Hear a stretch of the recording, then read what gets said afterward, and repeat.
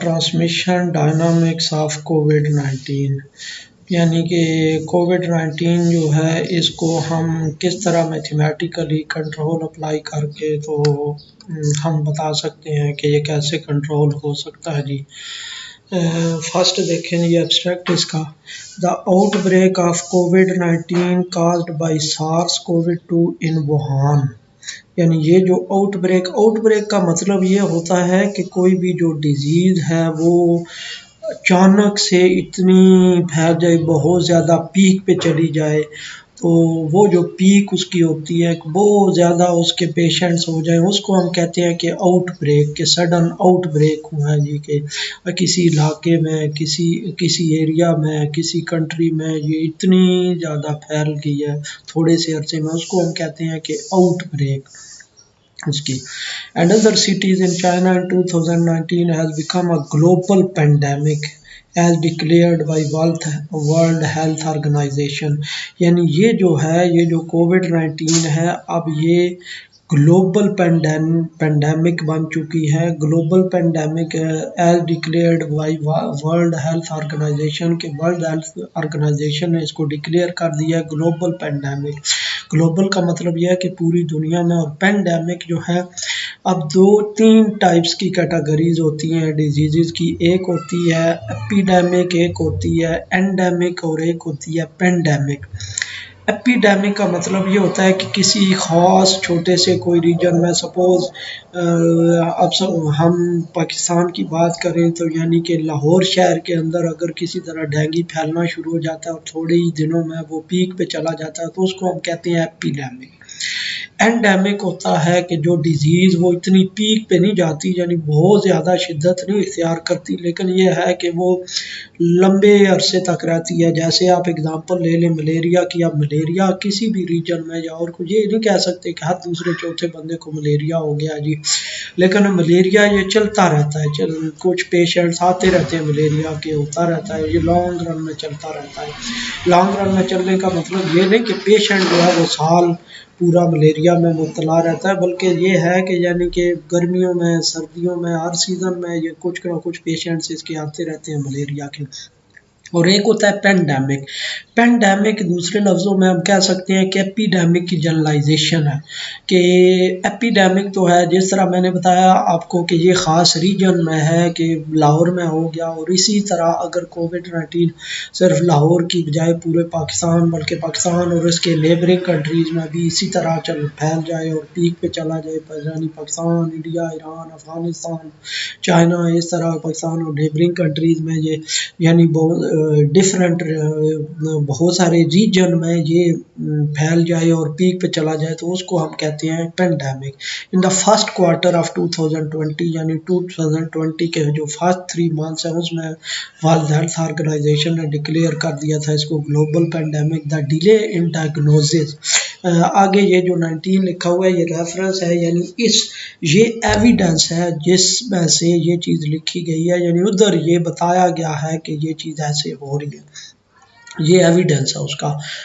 The delay in diagnosis, यानी diagnosis में जो हम डिले कर देते हैं कि एक बंदे के अंदर वायरस चला गया लेकिन चंद देर वो डायग्नोज ही नहीं हुआ, खा उसने टेस्ट नहीं करवाया या टेस्ट हो नहीं सका, उससे कुछ किसी भी सिचुएशन में वो डिले हो गया, उससे लिमिटेड हॉस्पिटल रिसोर्सेज, के हॉस्पिटल के जो रिसोर्सेज हैं वो बहुत थोड़े हैं, क्योंकि यानी कि अजम्पशन हम ले रहे हैं कि लिमिटेड हॉस्पिटल रिसोर्सेज, के हॉस्पिटल में सपोज़ हमारे पास हॉस्पिटलाइजेशन की कैपेसिटी नहीं है या टेस्ट की कैपेसिटी इतनी नहीं है, वो कम से कम हो रहे हैं, एंड अदर ट्रीटमेंट रिसोर्सेज, और बहुत दूसरे जो ट्रीटमेंट के रिसोर्सेज हैं जिसे ट्रीट किया जा रहा है, leads to rapid spread of कोविड-19। यानी ये जो जितने भी फ्लॉज आ रहे हैं ना, ये कोविड-19 को तेज़ी से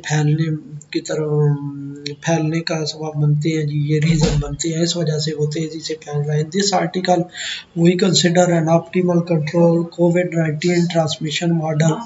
इस आर्टिकल में हम एक ऑप्टिमल कंट्रोल ट्रांसमिशन मॉडल हम कंसिडर करते हैं, and assess the impact of some control measures, और कुछ उसके जो हैं को कंट्रोल मेजर्स हम डिज़ाइन करते हैं, फिर उसका इम्पैक्ट देखते हैं कि क्या इम्पैक्ट आता है। That can lead to the reduction of exposed and infectious individuals in population.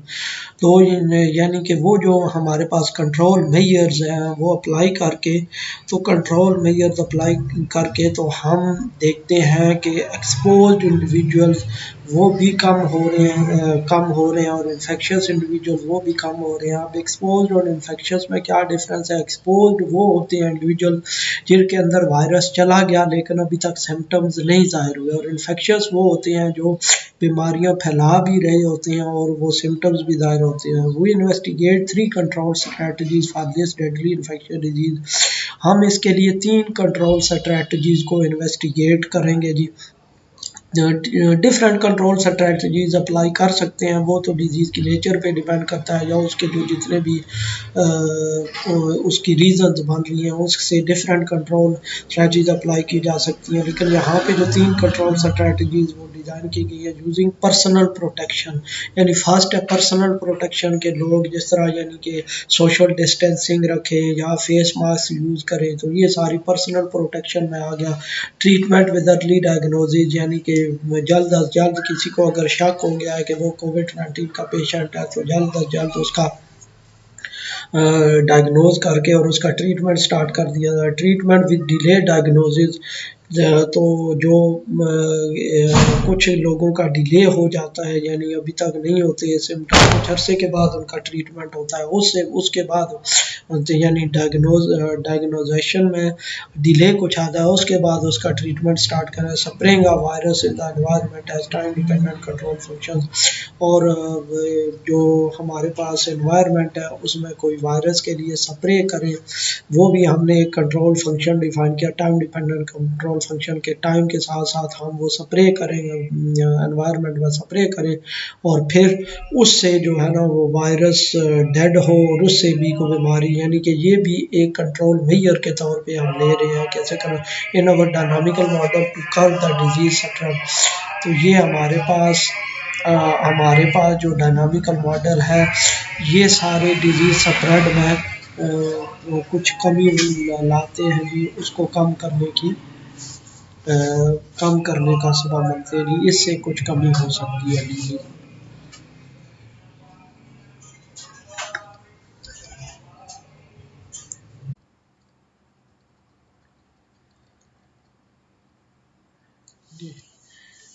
The recent outbreak of the deadly and highly infectious COVID-19 disease caused by SARS-CoV-2 in Wuhan, यानी ये जो outbreak आई है, ये जो बहुत ज़्यादा केसेस आए हैं, डेडली का मतलब यानी कि जो जिससे मौत भी वाक़या हो रही है, और बहुत ज़्यादा ये इन्फेक्शियस है, यानी एक दूसरे से ये बड़ी जल्दी फैल जाती है, एक दूसरे की तरफ कैच हो जाती है। Another cities in China in 2019 has become a global pandemic as declared by World Health Organization in the first quarter of 2020। यानी कि 2020 के फर्स्ट क्वार्टर में WHO ने ये डिक्लेयर कर दिया था ये ग्लोबल पेंडेमिक है कि ये सारी दुनिया में ये वबा फैली हुई है।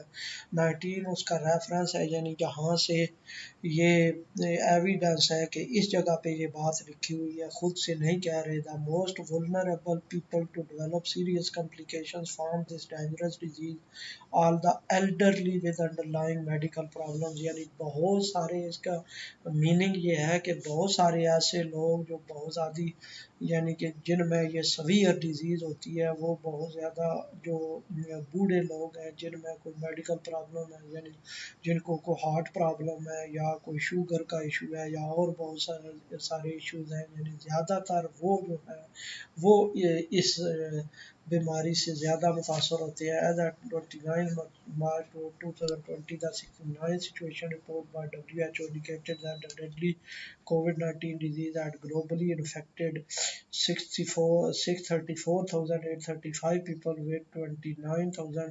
अब तो खैर ये बहुत ज़्यादा ये केसेस हो चुके हैं, लेकिन उस वक्त तक 29 मार्च तक जो WHO ने रिपोर्ट किए थे वो इतने इन्फेक्ट हो चुके थे और इतनी डेथ्स हो चुकी थी, और उसका रेफरेंस 20 दिया हुआ है, 20 यानी वो एविडेंस है जिससे ये बात यहाँ पे लिखी गई है। The understanding of the transmission dynamics of infectious disease has been well studied. यानी ट्रांसमिशन डायनामिक्स कहते हैं इन्फेक्शियस डिजीज़ की, कि किस तरह यानी ट्रांसमिट हो रही है एक से दूसरे में, यानी एक से दूसरे में ट्रांसमिट कैसे हो रही है, दूसरे लोग जो है एक क्लास से दूसरे क्लास में कैसे मूव कर रहे हैं, कि पहले ससेप्टेबल थे फिर एक्सपोज्ड हो गए या इन्फेक्शियस हो गए फिर रिकवर हो गए। तो इनकी जो अंडरस्टैंडिंग है रिसर्च इन मैथमेटिक्स, और इनको यानी मैथमेटिक्स में रिसर्च किया जाता है। ये जो इन्फेक्शियस डिजीज़ की जो ट्रांसमिशन होती है डायनामिक्स होती है, and usually refer to as mathematical epidemiology, और नॉर्मली इसको मैथमेटिकल एपिडेमियोलॉजी कहा जाता है। यानी ये जो स्टडी ऑफ इन्फेक्शियस डिजीज़ है, mathematical study of infectious disease, इसको मैथमेटिकल एपिडेमियोलॉजी का नाम दिया जाता है। These mathematical models have played a major role in increasing understanding of the underlying mechanism which influence the spread of diseases। यानी ये जो मैथमेटिकल मॉडल्स है जो डेवलप किए जाते हैं किसी भी डिजीज़ की अंडरस्टैंडिंग के लिए, ये उसके मैकेनिज़्म पे बड़ा असर करते हैं, कि उसका मैकेनिज़्म समझने में ये वो कि कैसे ये फैल रही है, कौन कौन से फैक्टर्स हैं जो ज़्यादा फैला रहे हैं, ये सारी चीज़ें मैथमेटिकली, ये मैथमेटिकल मॉडल हैं ये बहुत ज़्यादा हेल्प करते हैं उसके उस मैकेनिज़्म को समझने में, and provide guidelines as to how the spread can be control. और ये गाइडलाइंस भी देते हैं कि किस तरह ये बीमारी कंट्रोल की जा सकती है।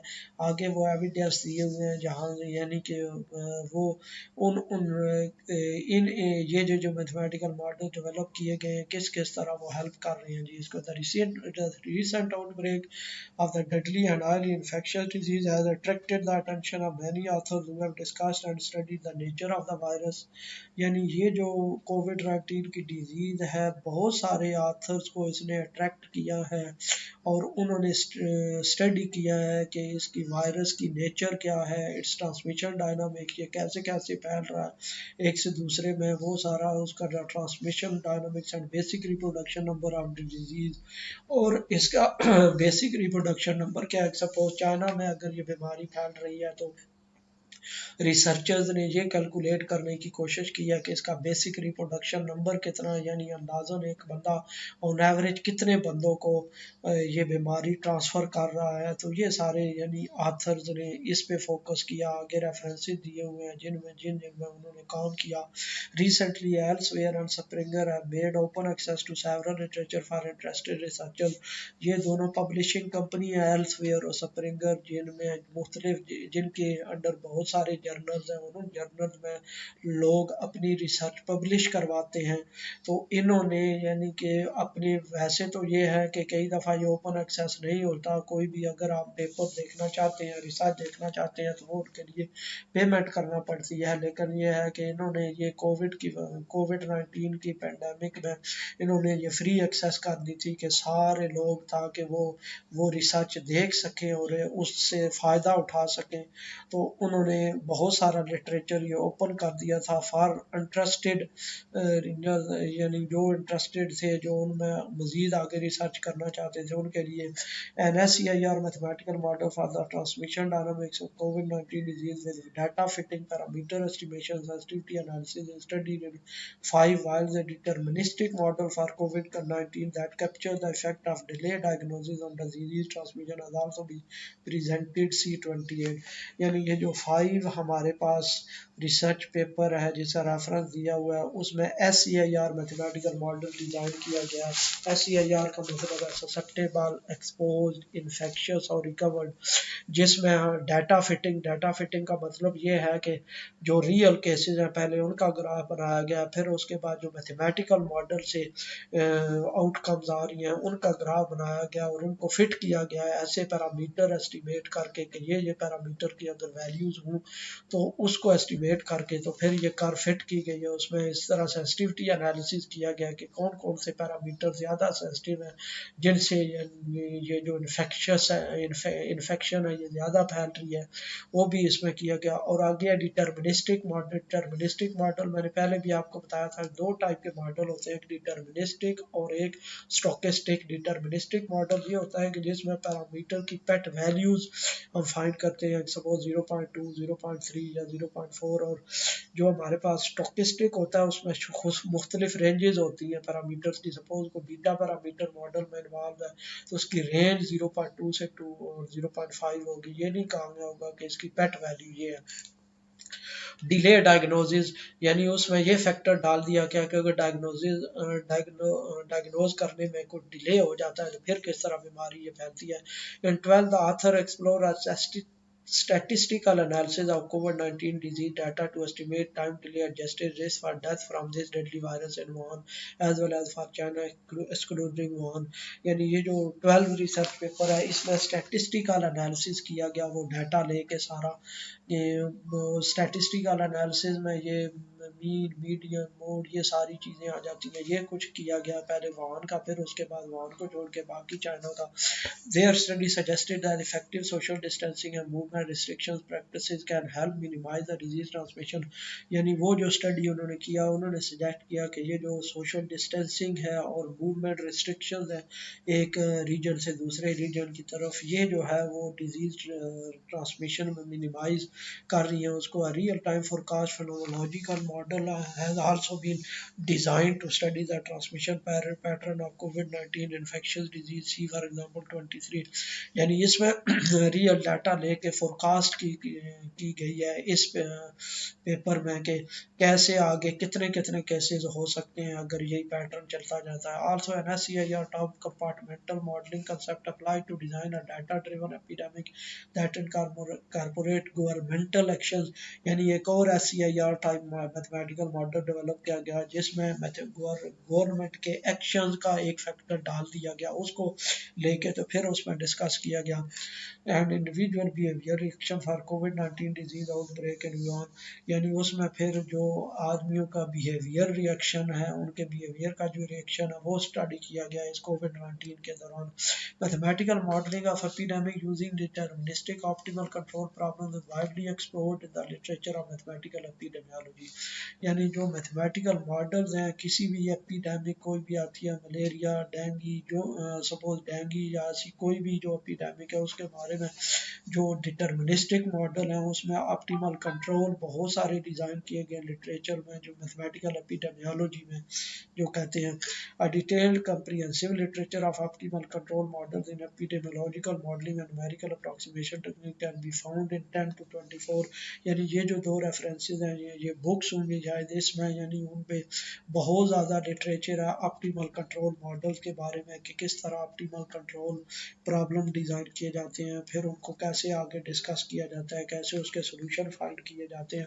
Several works and literature reveal that epidemic models that are constructed with optimal control problems are appropriate and very useful for adjusting control strategy to curb disease spread।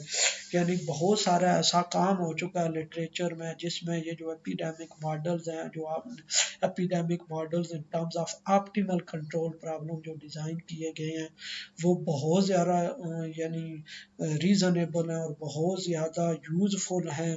Control strategies जो suggest की गई हैं उधर mathematically उसको solve करके कि ये control strategies अगर अप्लाई की जाए तो बहुत ज़्यादा बीमारी को कंट्रोल किया जा सकता है। तो वो सारे रेफरेंसेस दिए हुए हैं जी।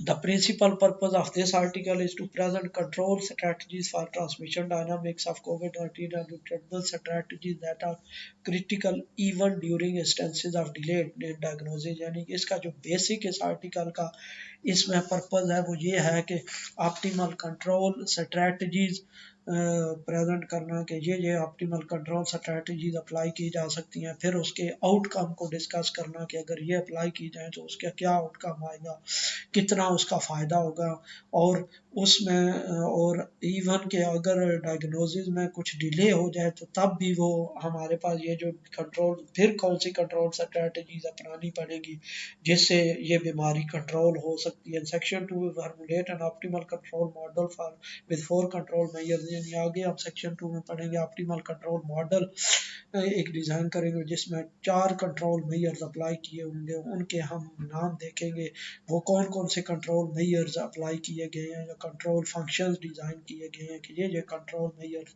हो सकते हैं। The analysis of the control model presented in section 3, फिर उसका ऑप्टिमल कंट्रोल प्रॉब्लम का फिर मैथमेटिकल एनालिसिस किया गया सेक्शन 3 में। Section 4 we present numerical results of optimal control model, और फिर आगे उससे अगली सेक्शन में न्यूमेरिकल रिजल्ट्स उससे निकाले गए ऑप्टिमल कंट्रोल मॉडल से, और न्यूमेरिकल फिर ग्राफ बना के फिर दिखाया गया है कि ये कितने इफेक्टिव हैं ये जो कंट्रोल अप्लाई किए गए। Finally we conclude in section 5 discussion on the control measures, और फिर लास्ट सेक्शन में उस पर डिस्कशन की गई है कि कौन कंट्रोल मेजर्स पे डिटेल्स डिस्कशन की गई है कि कौन कौन से कंट्रोल मेजर्स इफेक्टिव हैं और कितने इफेक्टिव हैं, क्या क्या उनसे कितनी कितनी कितनी रिडक्शन हो रही है बीमारी में, वो सारी चीज़ें आगे डिस्कशन सेक्शन में बताई गई है लास्ट सेक्शन में। आगे सेक्शन है जी formulation of the optimal control problem, यानी जो ऑप्टिमल कंट्रोल प्रॉब्लम है ये किस तरह फार्मूलेट किया गया है, उसका मैथमेटिकल मॉडल क्या है, वो सारा एक्सप्लेन किया गया है जी। In this section, we formulate an optimal control model for COVID-19 to drive 4 control measures with minimal implementation cost to eradicate the disease after a defined period of time.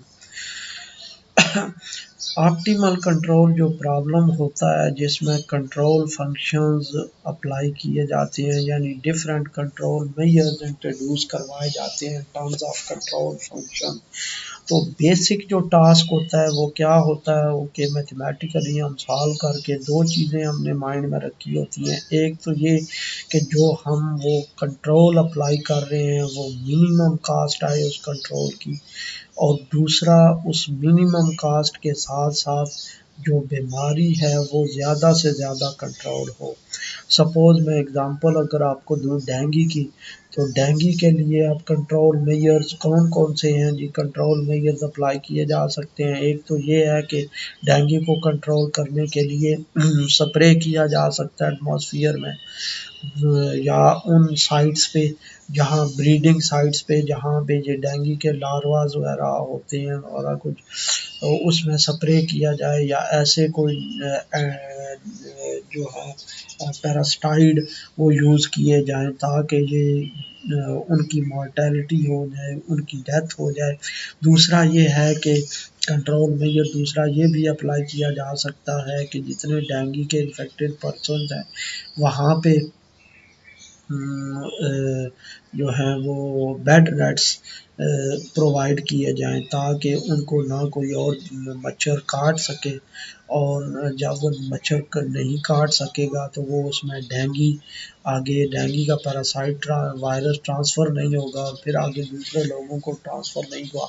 अब कैसे decide किया जा सके कि ये कास्ट आया कि spray की कास्ट कम आएगी या बेड नेट्स प्रोवाइड करेंगे इनकी कास्ट कम आएगी, क्योंकि शुमार रीजन पे तो अंदाज़ा लगाया जा सकता है लेकिन एक बहुत बड़े रीजन पे ये अंदाज़ा लगाना मुश्किल हो जाता है। तो उसके लिए फिर क्या करते हैं कि दो कंट्रोल फंक्शंस हम इंट्रोड्यूस करवा लेते हैं। एक कंट्रोल फंक्शन जो कंट्रोल स्ट्रैटेजी ये कर रहा है कि प्रोवाइडिंग बेड रेट्स, दूसरी कंट्रोल स्ट्रैटेजी ये डिज़ाइन की जा रही है कि स्प्रे का, फिर उसके बाद देखा जाता है, फिर उसको ऑब्जेक्टिव फंक्शनल ड्राइव करके और फिर आगे उसका मैथमेटिकली उसको सॉल्व करके और आगे फिर अंदाज़ा लगाया जाता है कि इस मिनिमम कास्ट में मिनिमम कास्ट किस फंक्शन की पड़ेगी और उसकी किसकी एफिकेसी ज़्यादा होगी और या ज़्यादा बीमारी कंट्रोल हो सकती है। इसलिए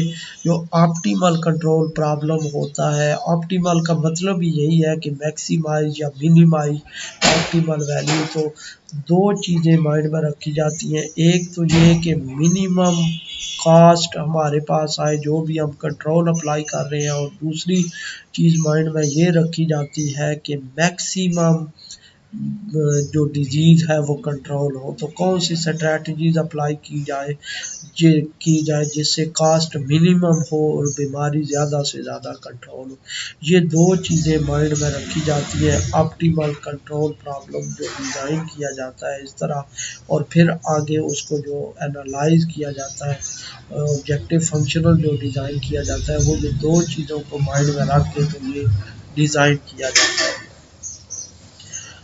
और इधर वही चीज़ लिखी हुई है जी, in this section we formulate an optimal control model for कोविड-19 to drive 4 control measures with minimal implementation cost to eradicate the disease after a defined period of time.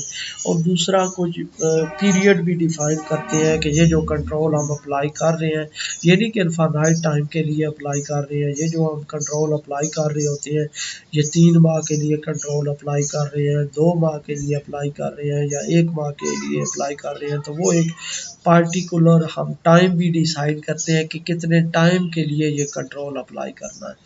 तो टू ड्राइव 4 कंट्रोल मेजर्स, यहाँ पे 4 control measures जो हैं वो insert किए गए होंगे, जो सपोज किए होंगे विद मिनिमल इम्प्लीमेंटेशन कास्ट, यानी कि उसको इम्प्लीमेंट करने के लिए जो कास्ट वो मिनिमम होनी चाहिए टू रेडिकेट द डिजीज, बीमारी को ख़त्म करने के लिए पार्टिकुलर टाइम है। पार्टिकुलर टाइम आगे ग्राफिकली हम देखेंगे, ग्राफ्स में देखेंगे कि वो पार्टिकुलर टाइम कितना लिया गया है, आया कि 3 माह लिया गया है, 4 माह लिया गया है या 1 साल लिया गया है, वो आगे देखा जा सकता है। और new epidemiological time dependent control model is an extended and modified version of COVID-19 transmission dynamical model introduced in 28, यानी ये जो 28 रिसर्च पेपर है इसमें ये कोविड-19 का मॉडल पहले डिज़ाइन किया गया होगा, सिंपल मॉडल, और उसमें किसी और एस्पेक्ट से इसको स्टडी किया गया होगा।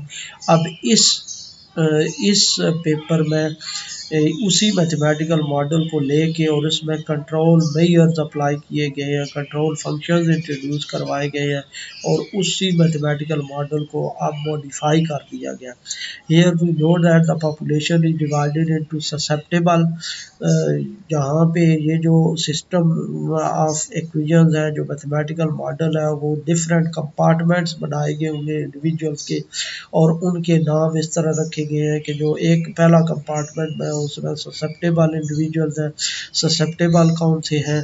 जिनको बीमारी लग सकती है। सेल्फ क्वारंटाइन ससेप्टेबल, ऐसे इंडिविजुअल जिनको बीमारी लग सकती है लेकिन उन्होंने पहले ही अपने आप को क्वारंटाइन कर लिया है, अपने आप को एक सेपरेट कर लिया, एक लिहाज से एक्सपोज्ड, जिनमें यानी कि वायरस चला गया है लेकिन अभी तक सिम्टम्स ज़ाहिर नहीं हुए, और दूसरा वो आगे बीमारी फैला नहीं रहा क्योंकि वायरस उसमें, जिस तरह मैंने पहले भी बताया है कि वायरस उसमें डेवलपमेंट की स्टेजेस पे है। इन्फेक्शंस विद टाइमली डायग्नोसिस, एक इन्फेक्शस एक बंदा जो बीमारी फैला रहा है लेकिन वो टाइमली डायग्नोज हो जाती है उसमें बीमारी, सपोज उसके अंदर वायरस एंटर हो गया, फिर वो उसने इंक्यूबेशन पीरियड के बाद ख़त्म हो गया, फिर उसने बीमारी फैलाना शुरू कर दी, लेकिन 2 दिन के बाद डायग्नोज बीमारी कर ली गई उसमें। इन्फेक्शन विद डिलेड डायग्नोसिस, और ऐसे जिनके बीमारी वो फैला भी रहे हैं लेकिन काफ़ी टाइम के बाद उसमें डायग्नोज की गई, वो बहुत सारी रीज़न हो सकती है। हो सकता है उन्होंने टेस्ट ही लेट करवाया हो, या कोई और बहुत सारी ऐसी हैंडल्स बनाई गई हो जिस वजह से वो डिले हुआ हो उसमें डायग्नोज करने में, और वो फिर उस वक्त तक अभी तक बीमारी वो फैला रहे थे। हॉस्पिटलाइज्ड, ऐसे इंडिविजुअल जो हॉस्पिटलाइज कर दिए गए हैं, रिकवर्ड, और जो बीमारी से रिकवर हो चुके हैं, the viral spread in the environment, और एक क्लास दी गई कि वायरस जो एनवायरनमेंट में फैल रहा है वो कैसे है। Following the compartmental transition diagram as shown in figure 1, तो ये जो कंपार्टमेंट की ट्रांजिशन डायग्राम है कि डिफरेंट टर्म्स के एक कंपार्टमेंट से दूसरे कंपार्टमेंट में किस तरह ट्रांसफ़र हो रही है, उसके लिए ये फिगर 1 दिखाई गई है। फिगर 1 में आप देखें ये सारे कंपार्टमेंट बॉक्सेस से रिप्रेजेंट किए गए हैं। susceptible quarantine, exposed, infectious with timely diagnosis, infectious with delayed diagnosis, hospitalized, virus recovered। अब देखें यहाँ पे ससेप्टेबल से देखें जो एरो किसी क्लास से किसी बॉक्स से जो निकल रहा है, इसका मतलब ये है कि वो टर्म वहाँ से उस क्लास से माइनस हो रही है और दूसरे जो बॉक्स है उसमें एंटर हो रही है। जिस तरह सपोज क्यू एस है तो इसका मतलब ये है कि ये जो टर्म है ये ससेप्टेबल क्लास से निकल रही है और एस क्यू में एंटर हो रही है। इधर आप देख सकते हैं मॉडल में, आप देखें कि ये जो क्यू एस है ये एस से माइनस हो रही है और क्यू एस एस क्यू में एंटर हो रही है। इसी तरह क्यू वन एस आप देखें वो एस क्यू से माइनस हो रही है और एस में एंटर हो रही है। तो इसी तरह ये देखें कि क्यू वन एस यहाँ से ये माइनस हो रही है और इसमें एंटर हो रही है। तो इसी तरह सारी टर्म जो है जो एक क्लास से दूसरी क्लास की तरफ जो एरो है जिनका, इसका मतलब ये है कि वो हमारे पास इस क्लास से दूसरी क्लास में वो ट्रांसफ़र हो रही है। तो ये डिफरेंट जो एरोज़ हैं वो टर्म्स को रिप्रेजेंट कर रहे हैं। तो जिस क्लास के से दूसरी क्लास की तरफ एरो होगा, जिस क्लास से ये एरो निकल रहा होगा, इसका मतलब ये है कि वहाँ से वो टर्म उस क्लास से माइनस हो रही होगी और जिस क्लास में ये एंटर हो रहे होंगे इसका मतलब ये है कि वो वहाँ पे ये टर्म ऐड हो रही होगी। तो इस तरह ये पूरी फ्लो डायग्राम उस मैथमेटिकल मॉडल की रिप्रेजेंट कर रही है जी, कि किस तरह एक कंपार्टमेंट से दूसरे कंपार्टमेंट में ये हमारे पास जो टर्म्स है वो ट्रांसफ़र हो रही है। The eight-state dynamical model describing the transmission dynamics of COVID-19 is given by, यानी यहाँ पे 8 क्लासेस बनाई गई हैं, 8 इक्वेशंस बनाई गई हैं, D S by D T, D S Q by D T, D E by D T 3 होगी और बाकी आगे ये 5 ये हैं जी, D I one, D I two, D H, D R और D V by D T, ये 8 क्लासेस बनाई गई हैं। यानी ये जो हमारे पास जो मैथमेटिकल मॉडल है ये 8 डायमेंशनल सिस्टम पे बेस करता है, यानी इसमें 8 क्लासेस हैं। और दूसरा इसमें और दूसरा एक कॉमन क्वेश्चन है कि ये जो एक्वेशन है वो ये फर्स्ट ऑर्डर एक्वेशन है। फर्स्ट ऑर्डर एक्वेशन क्यों हम कह रहे हैं, क्योंकि ये सिस्टम फर्स्ट ऑर्डर क्यों हम कह रहे हैं, क्योंकि इसमें जितने भी वेरिएबल इन्वॉल्व हैं आप देख सकते हैं एस, एस क्यू, ए और उनका जो फर्स्ट डेरिवेटिव लिया गया है। पहली बार ये आप कि ये फर्स्ट ऑर्डर सिस्टम है और आगे लीनियरिटी की बात करते हैं, ये सिस्टम नॉन लीनियर है। नॉन लीनियर किस वजह से है, नॉन लीनियरिटी की 2-3 कंडीशन है जो लोअर क्लासेस में आप लोगों ने पढ़ी होंगी। एक कंडीशन नॉन लीनियरिटी की क्या है कि जो डिपेंडेंट वेरिएबल है उसकी पावर 1 से ज़्यादा हो, तो तब भी वो non linear equation differential equation होती है। और अगर डिपेंडेंट वेरिएबल और उसके डेरिवेटिव का प्रोडक्ट हो तब भी वो नॉन लीनियर डिफरेंशियल इक्वेशन होती है। और अगर डिपेंडेंट वेरिएबल आपस में मल्टीप्लाई हो रहे हों तो तब भी वो नॉन लीनियर डिफरेंशियल इक्वेशन होती है। तो ये जो सिस्टम ऑफ डिफरेंशियल इक्वेशन है ये नॉन लीनियर सिस्टम है। क्यों नॉन लीनियर सिस्टम है, क्योंकि यहाँ पे आप देखें जो डिपेंडेंट वेरिएबल है, डिपेंडेंट वेरिएबल का मतलब यही है कि जो जिनका derivative with respect to T लिया जा रहा है। तो आप देखें डिपेंडेंट वेरिएबल फर्स्ट इक्वेशन में देख लें तो ई और एस का प्रोडक्ट इन्वॉल्व है, आई वन और एस का प्रोडक्ट इन्वॉल्व है। ज़रूरी नहीं सारे प्रोडक्ट इन्वॉल्व हों, कोई एक भी इसमें वेरिएबल आपस में मल्टीप्लाई हो रहे हुए एक ही जगह पे, फिर भी ये जो सिस्टम है ये नॉन लीनियर सिस्टम ही बन जाता है। तो इस तरह ये जो सिस्टम है ये नॉन लीनियर सिस्टम है डिफरेंशियल इक्वेशन का। अब आगे यहाँ पे कुछ पैरामीटर्स डिफाइन किए गए हैं, beta E one, beta E two और beta V denote the transmission rate from the exposed infections with timely diagnosis, infections with delayed diagnosis and virus in the environment to the susceptible। यानी ये जो transmission rate है कि जिस rate से बीमारी फैल रही है एक्सपोज्ड जब कंटेक्ट करते हैं ससेप्टेबल से तो जिस रेट से बीमारी फैल रही है उसको बीटा ई का नाम दिया गया है। जो इन्फेक्शियस अर्ली डायग्नोसिस है उनसे जो बीमारी ससेप्टेबल के साथ कंटेक्ट करके जो बीमारी फैला रहे हैं उसके लिए बीटा आई वन का नाम दिया गया है। और जो इन्फेक्शियस डिले डायग्नोसिस से जो उनके ससेप्टेबल के साथ कंटेक्ट से जो बीमारी फैल रही है उसको बीटा आई टू का नाम दिया गया है। और बीटा वी वो ट्रांसमिशन है जो वायरस से, जो एनवायरनमेंट में वायरस है जिस वजह से बीमारी फैल रही है उससे वो जो ट्रांसमिशन रेट है वो बीटा वी से डिनोट किया गया है। Also F I is the rate of virus in the environment from both exposed infections and move at the rate D V. यानी जो एफ आई वो रेट्स हैं जो वायरस जो है वो environment is the rate of virus in the environment from both, यानी expose से जो एनवायरनमेंट में वायरस आ रहा है जो किस रेट से आ रहा है वो F1 है। जो इन्फेक्शियस अर्ली स्टेज है उनसे जो वायरस एनवायरनमेंट में आ रहा है वो F2 रेट से आ रहा है। और जो इन्फेक्शियस विद डिले स्टेज है उनसे जो वायरस एनवायरनमेंट में आ रहा है वो F3 रेट से आ रहा है। और फिर वायरस की कुछ टाइम के बाद डेथ भी हो जाती है तो वो जो डेथ है उस वायरस की वो डी से रिप्रेजेंट की गई है। और बाकी जितने भी पैरामीटर्स हैं for the rest of the model we refer the interested reader to reference 28 for detail description. तो वो जो 28 ये जो रिसर्च पेपर है जिधर से ये मैथमेटिकल मॉडल बनाया गया उसमें बाकी सारे पैरामीटर्स की डिटेल डिस्क्रिप्शन बताई गई होगी कि ये पैरामीटर किस को रिप्रेजेंट कर रहा है, वो सारी detail description with control measures.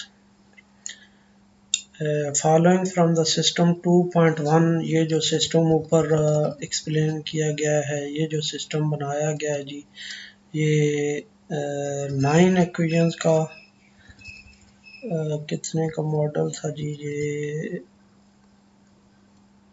ये सारी जो इक्वेशंस है एस क्यू ये सारी 9 हैं या 10 जितनी भी ये इक्वेशंस हैं इसको अब ऑप्टिमल कंट्रोल प्रॉब्लम में चेंज करेंगे। We modified the transmission rate by reducing the factor by 1 minus u1 where u1 measures the effort of individual to protect themselves, that is personal protection।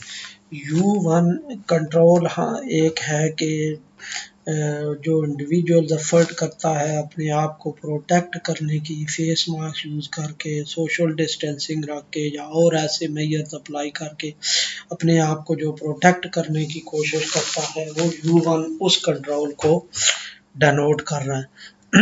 और u1 1 minus u1 क्या होगा, यानी कि वो उससे reduce हो जाएगा। अब देखें यहाँ पे जिस तरह ये लिखा हुआ है -1 माइनस u1 और 1 माइनस u1, यानी ये जो ट्रांसमिशन है ये इंसिडेंस टर्म है, ये इस फैक्टर से ये रिड्यूस हो जाएगी।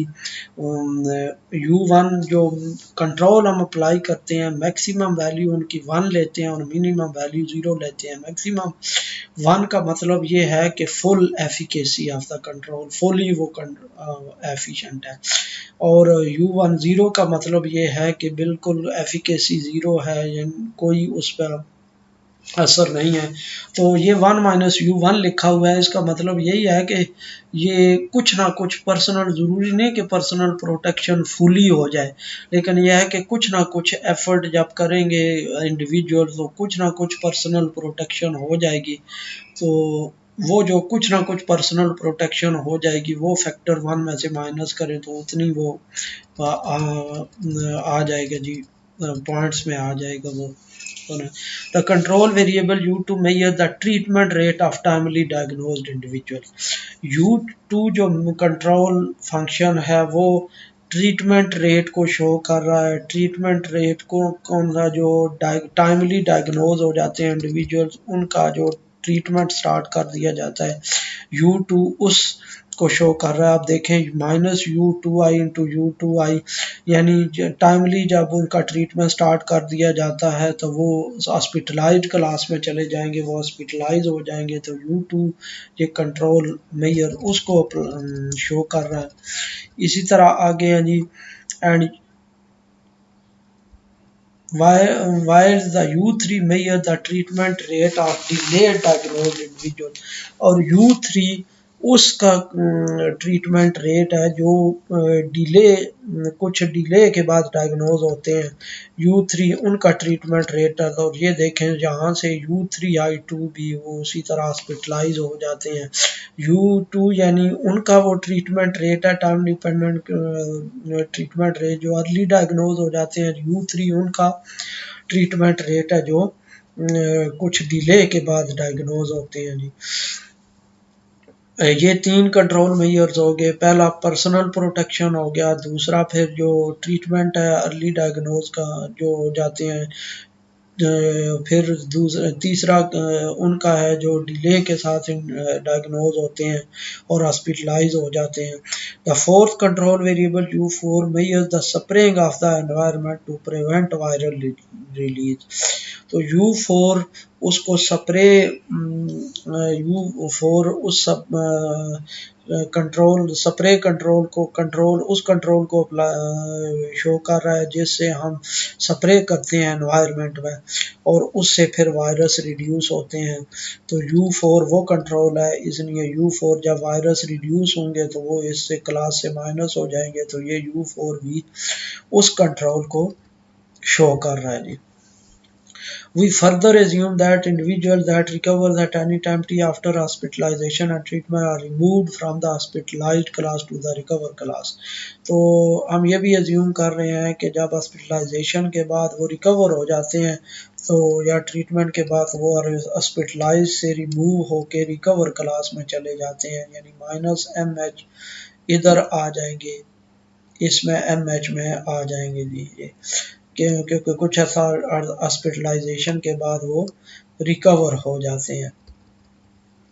With regards to these assumptions, the dynamics of system 2.1 are modified into the following system of equations।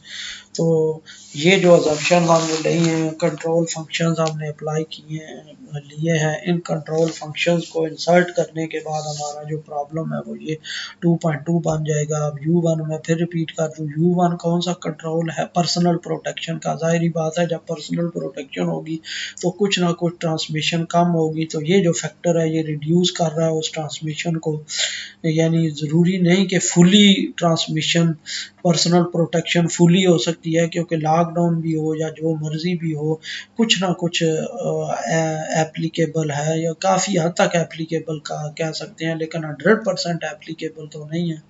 तो ये यानी काफ़ी फोर्स ऑफ इन्फेक्शन को रिड्यूस कर देता है। U2 कंट्रोल है वो ट्रीटमेंट रेट है उनका जो अर्ली डायग्नोज हो जाते हैं और हॉस्पिटलाइज कर दिए जाते हैं, और U3 उनका कंट्रोल U3 कंट्रोल मेजर है उनके लिए कंट्रोल वो है जो डिले से डायग्नोज होते हैं और हॉस्पिटलाइज हो जाते हैं, और U4 वो स्प्रे है जो एनवायरनमेंट में किया जाता है वायरस के लिए। Where Q is the rate at which susceptible individuals move into susceptible quarantine, यानी Q वो रेट है जिससे ससेप्टेबल इंडिविजुअल जो हैं वो क्वारंटाइन क्लास में चले जाते हैं, यानी अपने आप को प्रोटेक्ट कर लेते हैं, वो सेपरेट हो जाते हैं। Q1 is the rate at which self quarantined individuals become susceptible again। तो Q1 वो रेट है जिससे जो क्वारंटाइन होते हैं इंडिविजुअल्स जो कुछ अरसे के बाद वो अपने करंटीना से बाहर आ जाते हैं, तो फिर वो ससेप्टेबल क्लास में चले जाते हैं। Q1 वो रेट है। Also mu is the death rate. Mu जो है वो नेचुरल डेथ रेट है। देखें म्यू हर किसी में इन्वॉल्व है। म्यू यहाँ पे म्यू जो है वो sorry mu natural death rate नहीं है, बल्कि यहाँ पे म्यू जो है वो डिजीज़ रिलेटेड डेथ रेट है, क्योंकि म्यू यहाँ पे सिर्फ म्यू यहाँ पे अप्लाई हो रहा है। म्यू I1, म्यू I2 और mu IG and hospitalised individuals are decrease at recovery rate M, और हॉस्पिटलाइज्ड इंडिविजुअल जो हैं वो रिकवरी रेट से M से डिक्रीज हो रहे हैं, यानी इस रेट से वो रिकवर्ड क्लास में। आगे है जी mathematical analysis of the model, यानी ये जो हमने control optimal control problem design किया है इसको मैथमेटिकली इन्वेस्टिगेट करेंगे कि ऑप्टिमल कंट्रोल जो प्रॉब्लम है ये किस तरह इस बीमारी को कंट्रोल कर रहा है। In this section we will formulate an objective functional. Optimal control problem को सॉल्व करने के लिए सबसे पहले हम क्या करते हैं कि एक ऑब्जेक्टिव फंक्शनल डिफाइन करते हैं। ऑब्जेक्टिव फंक्शनल क्या होता है? हमारा आप देखें कोई भी जो डिजीज है उसको कंट्रोल करने के लिए, जिस तरह मैंने पहले बताया था कि हमारे दो ऑब्जेक्टिव्स होते हैं। कौन से? एक ऑब्जेक्टिव तो ये होता है कि जो इन्फेक्शन है वो हम रिड्यूस करें कम्युनिटी से। इन्फेक्शन रिड्यूस तभी हो सकती है जब इन्फेक्शस इंडिविजुअल जो हैं वो रिड्यूस हों। एक ऑब्जेक्टिव ये होता है। और दूसरा क्या होता है? दूसरा हमारे पास ऑब्जेक्टिव ये होता है कि जो हम कंट्रोल मेजर्स अप्लाई कर रहे हैं वो कंट्रोल मेजर जो हैं वो उनकी जो कास्ट है वो कम से कम आए। इन दो चीज़ों को माइंड में रख के तो हम एक ऑब्जेक्टिव फंक्शनल कंस्ट्रक्ट करते हैं, और उस ऑब्जेक्टिव फंक्शनल को कंस्ट्रक्ट करके तो फिर आगे हम उसको सॉल्व करते हैं और उसकी फिर वैल्यूज़ कैलकुलेट करते हैं।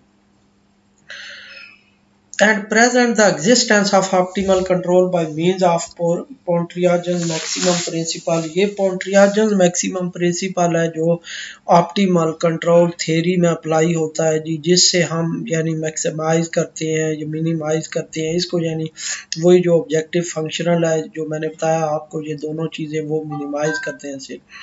Given the optimal control problem 2.2, ये जो हमें ऑप्टिमल कंट्रोल प्रॉब्लम दिया गया, we prove the existence of optimal control following 25।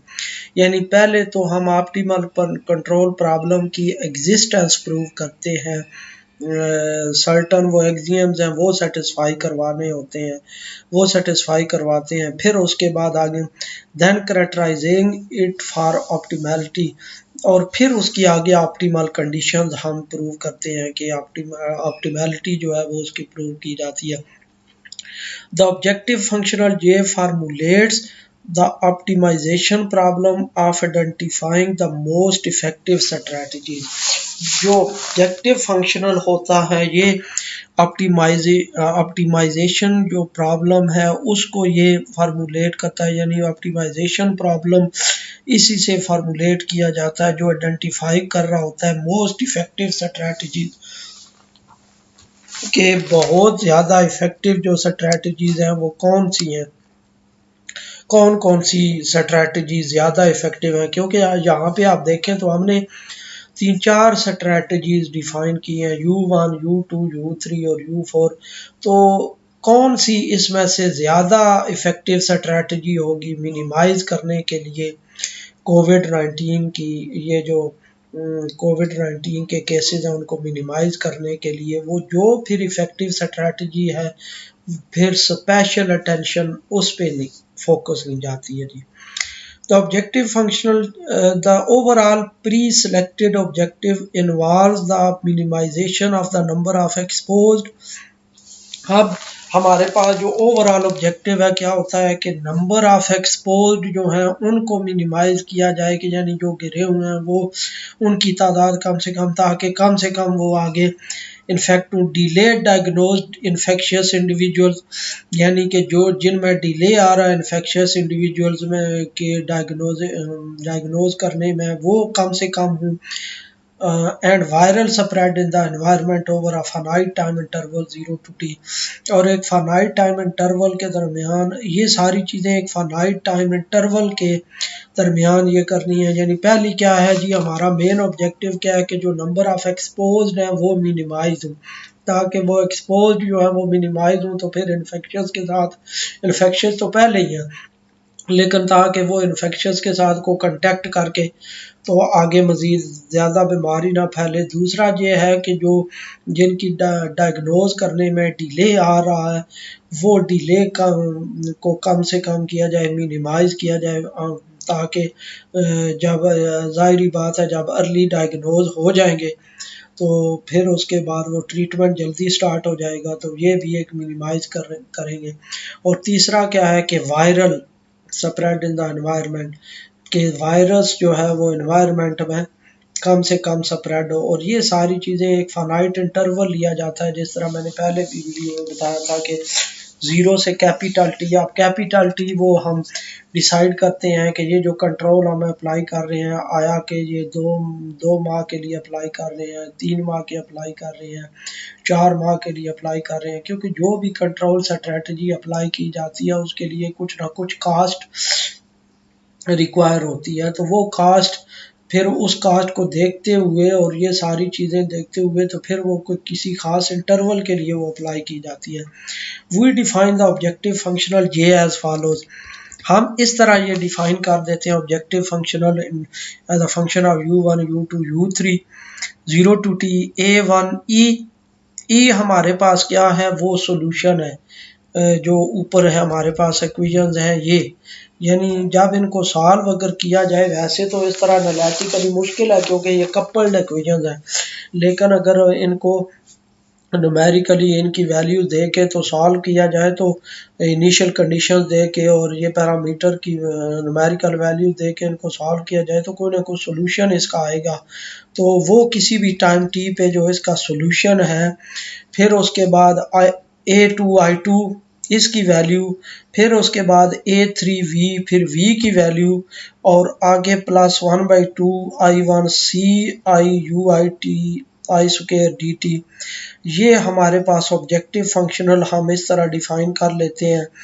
ये जो A1 A2 A3 हैं, ये कोई पॉजिटिव वेट्स हैं, ये हम सूटेबल वेट यहाँ पे इनकी कुछ सूटेबल वैल्यू चूज़ करते होते हैं ताकि ये मिनिमाइज़ करें। ये मिनिमाइजेशन प्रॉब्लम बनाने के लिए हमारे पास जो इनकी वैल्यूज़ कम से कम आए, तो ये हम अपने लिहाज से चूज़ करते हैं कि ये कितनी इसकी वैल्यू होनी चाहिए। सपोज़ A1 50 होना चाहिए, A2 20 होना चाहिए, A3 30 होना चाहिए। इसी तरह जो C1 C2 C3 है, ये भी कांस्टेंट है, ये हम सूटेबल कांस्टेंट चूज़ करते हैं कि ये कितने से कितने तक होने चाहिए।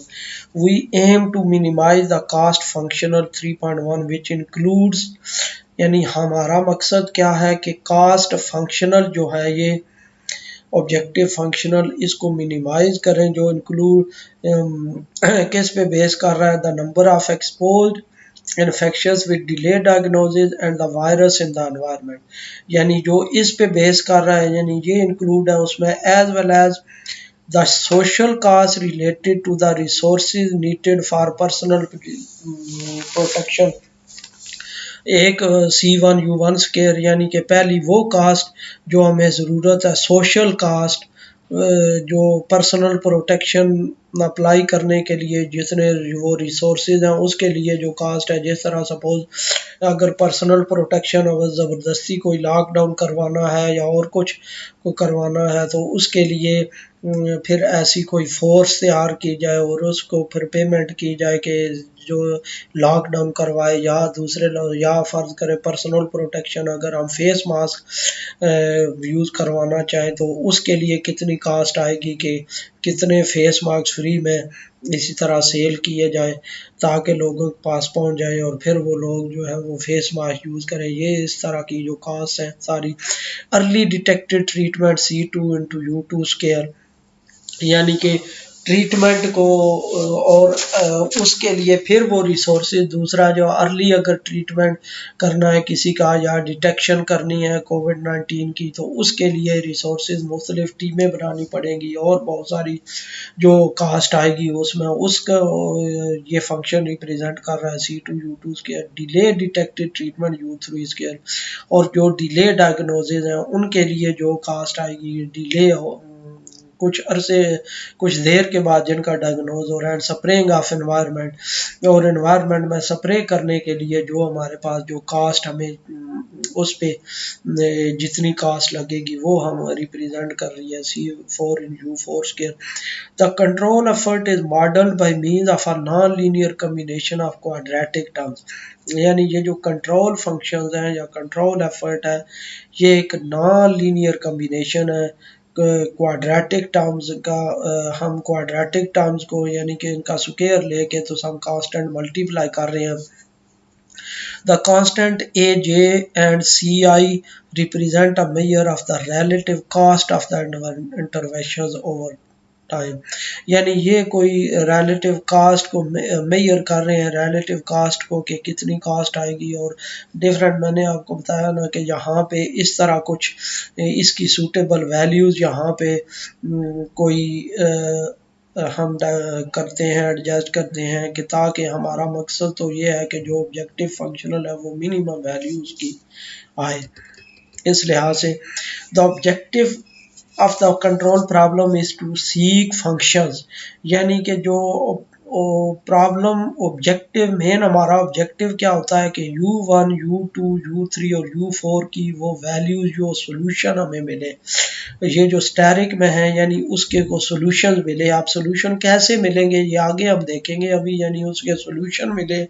एक ऐसे सोल्यूशन, कौन से सोल्यूशन मिले कि जब वो u में पुट करें तो u की वैल्यू मिनिमम आए, यानी a1 a2 a3 तो हम पुट करेंगे यहाँ पे, और c1 c2 c3, और u1 u2 u3 की भी ऐसी वैल्यूज आए जो इधर पुट की जाए और फिर ये जो ऑब्जेक्टिव फंक्शनल है और उसको इंटीग्रेट किया जाए तो इसकी वैल्यू जो है वो हमारे पास इनमें से जो मिनिमम होगी वो आएगी इसकी value. Where the control set is defined by, control set इस तरह डिफाइन हो रहा है U I T is Lebesgue measurable, यानी उसका जो साइज है, ये जो फंक्शंस है लिबैग मेजरेबल होंगे और उसकी जो वैल्यू है यानी उसका साइज जो है वो इस तरह 0 1 के दरमियान होगा।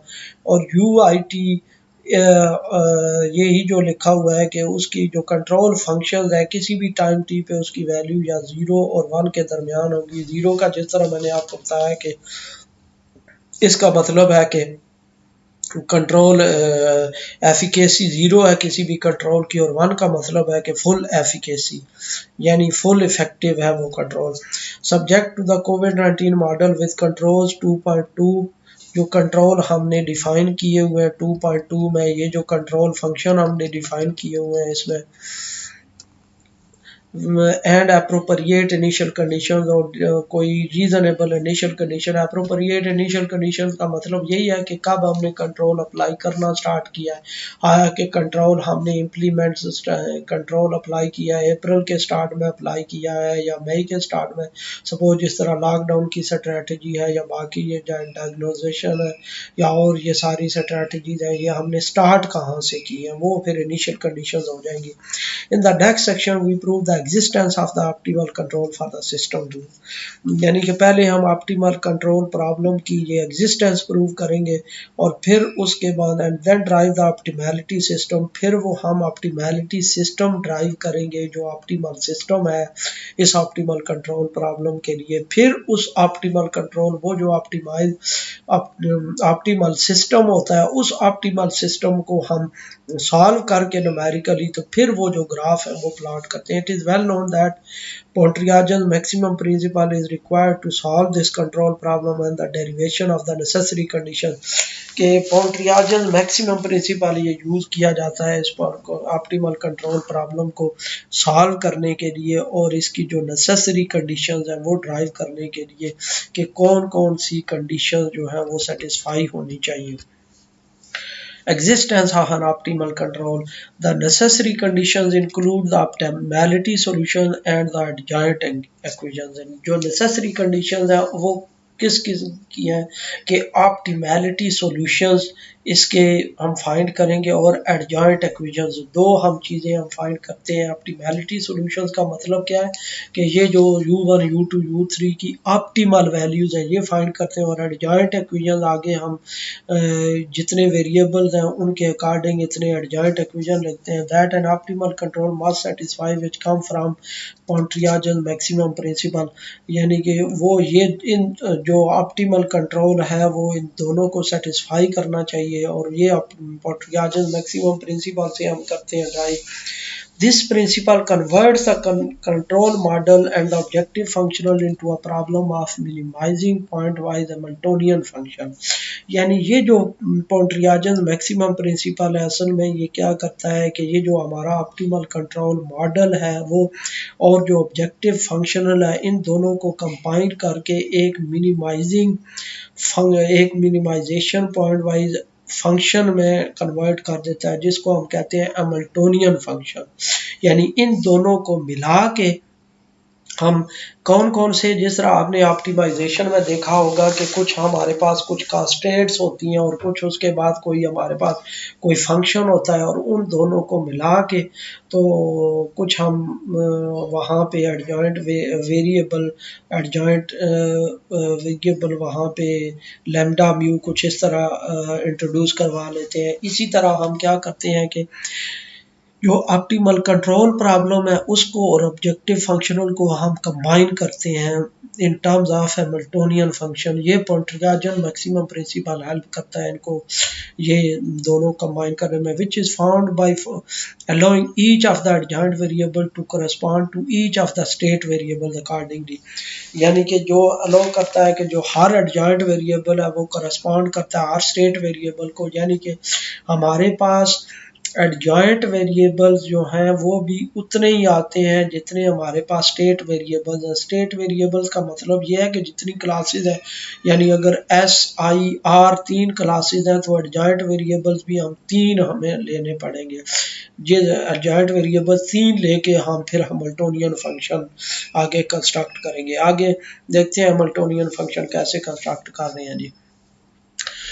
अब थ्योरम देखें जी, given the objective functional as in 3.1, जो ऑब्जेक्टिव फंक्शनल ऊपर डिफाइन किया गया है, where the control set U given by 3.3 is measurable, यानी जो कंट्रोल सेट है वो भी मेजरेबल है, यानी उसका साइज जो है वो इस तरह उसकी मेजर जो है वो पार्टिकुलर साइज है उसका, subject to 2.2 with initial conditions.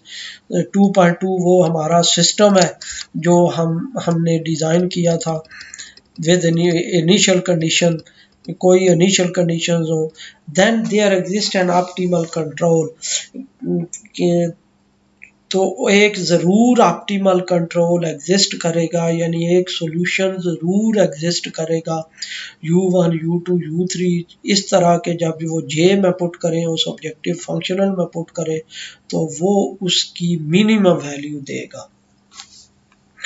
The existence of an optimal control due to the convexity of the integrand of J with respect to the control measures Ui and a priori boundedness of the solutions of both state and adjoint equations and Lipschitz property of the state system with respect to the state variable follows from 6।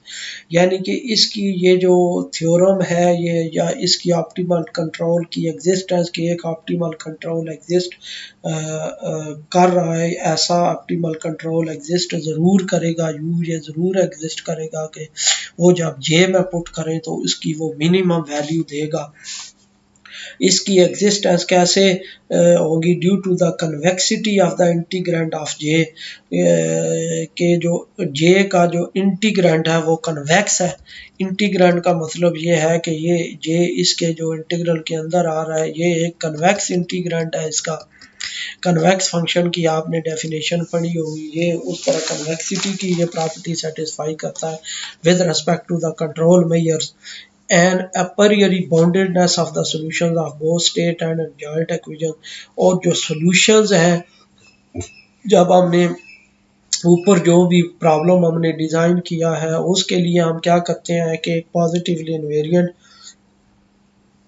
Set define करते हैं और हम कहते हैं कि सारे solutions जो हैं वो इस सेट के अंदर अंदर रहेंगे, इधर स्टार्ट हो इस सेट के अंदर ही स्टार्ट होंगे और इस सेट के अंदर ही रहेंगे। तो ये बाउंडेड सॉल्यूशन की। इसी तरह जो एडजॉइंट इक्वेशंस हैं जो मैंने आपको बताया है कि जो अभी हम बाद में डिफाइन करेंगे, और वो उतनी एडजॉइंट इक्वेशंस बनती हैं जितने वेरिएबल्स हैं हमारे, तो वो भी हमारे पास बाउंडेड होती है, उसके सॉल्यूशंस भी बाउंडेड है। And the Lipschitz property of the state system, और ये जो सिस्टम है ये लिप्शिट्ज़ प्रॉपर्टी सेटिस्फाई करता है।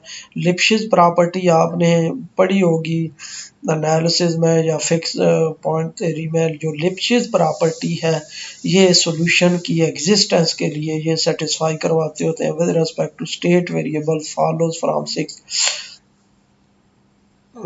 लिप्शिट्ज़ प्रॉपर्टी को फंक्शन की, जिस तरह हमारे पास कुछ उसमें फिक्स्ड पॉइंट में जो हम इनइक्वालिटी ले रहे होते हैं, कंट्रैक्शन और उस तरह की, इस तरह की ये लिप्शियस प्रॉपर्टी भी है जो सेटिस्फाई करते हैं ये जी सॉल्यूशन, उसके जो सिस्टम है उसके सॉल्यूशन वो लिप्शियस प्रॉपर्टी सेटिस्फाई कर रहे होते हैं। To find the optimal solution we need the Lagrangian। optimal solution find करने के लिए ये u1 u2 u3 और u4 फाइंड करने के लिए हमें पहले Lagrangian एक लेते हैं और फिर उसके बाद Hamiltonian लेते हैं। For the optimal control problem, the Lagrangian of the optimal control is given by Lagrangian। Simply हम क्या करते हैं, Lagrangian वही जो ऑब्जेक्टिव फंक्शनल हमने कंस्ट्रक्ट किया होता है उसी का जो इंटीग्रेंड है वो Lagrangian के तौर पे ले लेते हैं।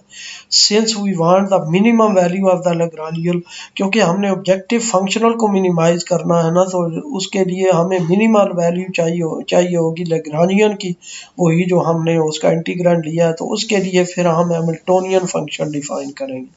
हैमिल्टोनियन फंक्शन हम कैसे डिफाइन करते हैं कि सबसे पहले तो यहाँ पे ये Lagrangian ये लिख लेते हैं, यही जो इंटीग्रेंट है, फिर उसके बाद प्लस लेमडा 1 यानी लेमडा एस जो पहला हमारा पहला वेरिएबल है उसमें उसकी वैल्यू, और उसके ब्रैकेट के अंदर हम क्या करते हैं कि जो फर्स्ट इक्वेशन होती है उसका derivative with respect to S ले लेते हैं। यानी ये जो हमारे पास फर्स्ट इक्वेशन है ये वाली ऑप्टिमल कंट्रोल की, लैम्डा 1 और उसके बाद पार्शियल इस इक्वेशन का with respect to S derivative ले लेते हैं और वो इधर पुट कर देते हैं जी उस ब्रैकेट के अंदर।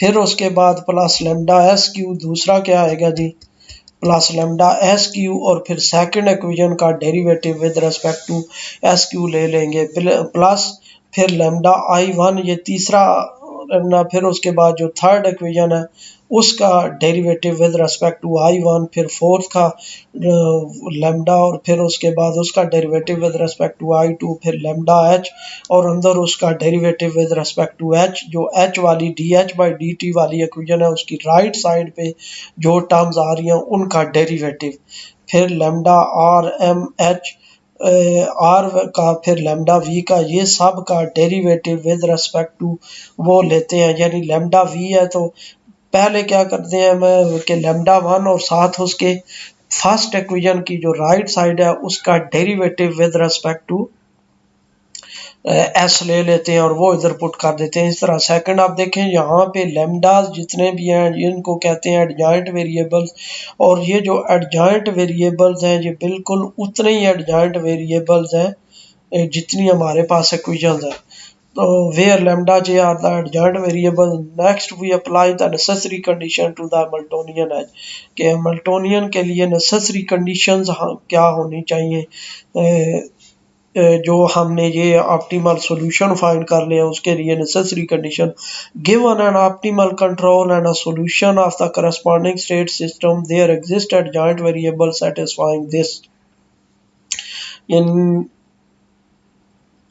सॉरी यहाँ पे ये गलती मैंने कर दी है, बल्कि यहाँ पे ये डेरिवेटिव नहीं लिखेंगे, ये तो सिर्फ हैमिल्टोनियन लिखते हैं। तो हैमिल्टोनियन कंस्ट्रक्ट ऐसे ही कर रहे हैं कि हैमिल्टोनियन ये इधर लिख दिया इंटीग्रेंड ऑब्जेक्टिव फंक्शनल का, फिर उसके बाद लेमडा एस और फर्स्ट इक्वेशन की ये राइट साइड, फिर lambda S Q second equation की राइट साइड, फिर लेमडा आई 1 थर्ड इक्वेशन की राइट साइड। यहाँ पे सिंपल उनकी या राइट साइड लिखते जाएंगे, यानी कि उनके जो डेरिवेटिव के इक्वल आगे जो वैल्यूज आ रही हैं वो सारी यहाँ पे पुट करते जाएंगे, बल्कि डेरिवेटिव नहीं लिखेंगे यहाँ पे।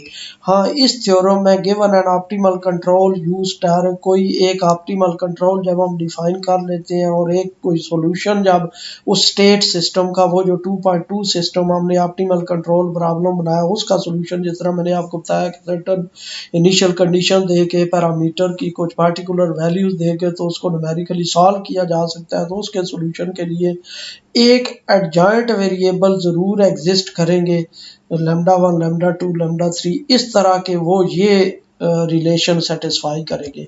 अब ये जो रिलेशन है D lambda S by D T, D lambda S Q by D T, ये कैसे आया है जी कि D lambda S by D T, ये फर्स्ट इक्वेशन कैसे लिखेंगे, D lambda S by D T equal किसके होगा, minus time partial H by partial S, यानी हैमिल्टोनियन का डेरिवेटिव, ये जो हैमिल्टोनियन ऊपर लिखा हुआ है इस हैमिल्टोनियन का derivative with respect to S और उसको माइनस से मल्टीप्लाई कर देंगे तो वो जो है हमारे पास D lambda S by D T वाली ये इक्वेशन बन जाएगी।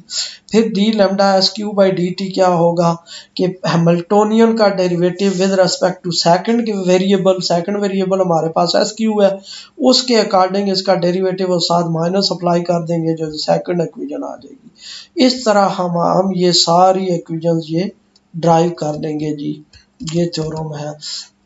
अब ये with transversality condition lambda J T is equal to 0। Transversality का मतलब ये है कि फाइनल कंडीशंस, यानी जो फाइनल कंडीशंस है कि फाइनली ये जो एडजॉइंट वेरिएबल्स हैं उनकी वैल्यू 0 आ जाएगी, पहले कुछ वैल्यू आएगी लेकिन एंड पे इनकी वैल्यू 0 हो जाएगी, जो भी टी हम फाइनल डिसाइड करेंगे 90, 100, 50 जितना।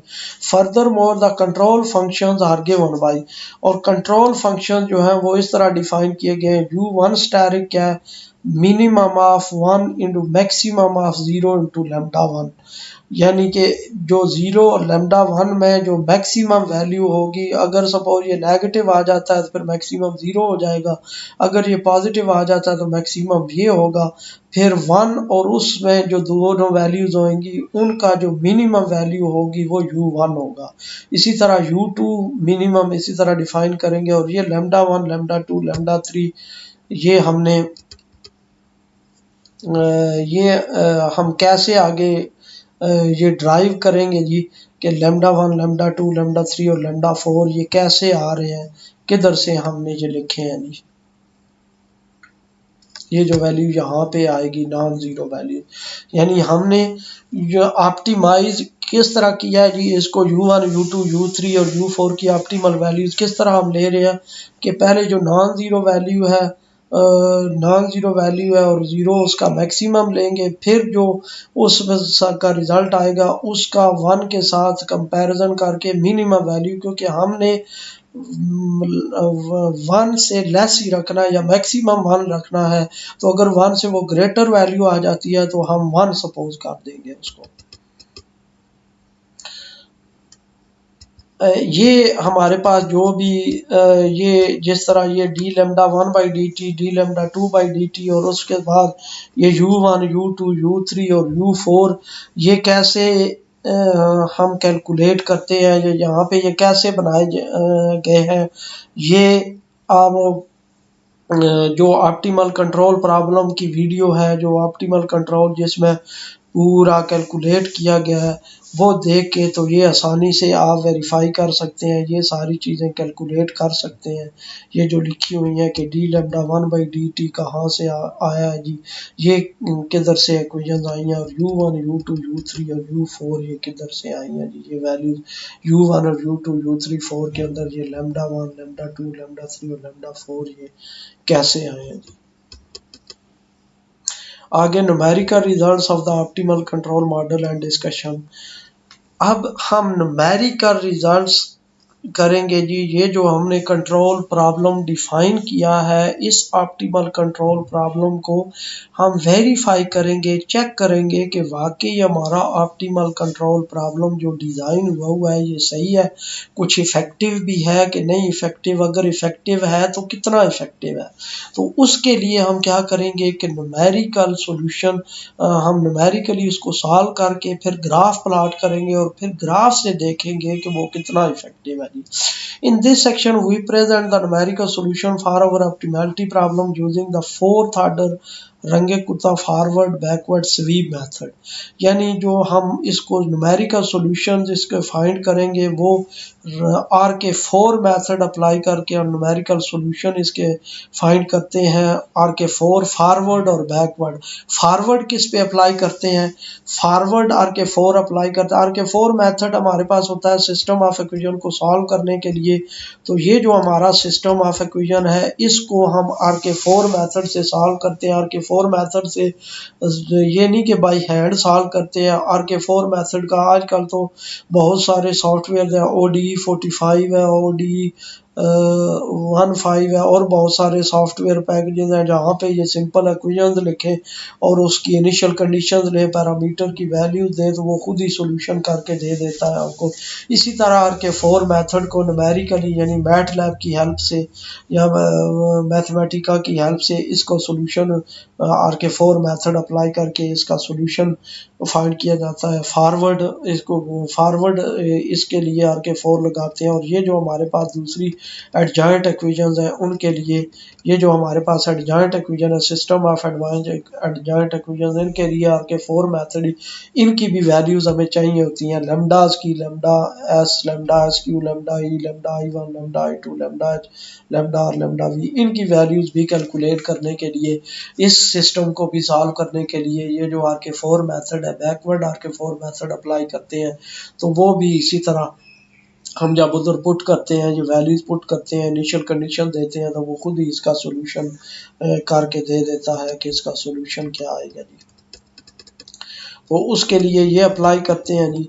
अब आगे, this numerical scheme is very efficient and has been widely used by several authors in simulating their optimal control problem. ये जो न्यूमेरिकल स्कीम है RK4 मेथड अप्लाई करने की, ये बहुत ऑथर्स ने ये यूज़ किया। आगे वो रेफरेंस दिया हुआ है जी 1, 8, 15, 17, यानी इनमें ये न्यूमेरिकल स्कीम अप्लाई की गई है, उनको सॉल्व किया गया। The detail of this scheme can be found in the monograph this, यानी इस स्कीम को न्यूमेरिकल स्कीम डिटेल से ये कैसे अप्लाई की जाती है वो ये कोई बुक होगी या पेपर होगा जिसमें ये डिटेल से ये न्यूमेरिकल स्कीम एक्सप्लेन की गई होगी।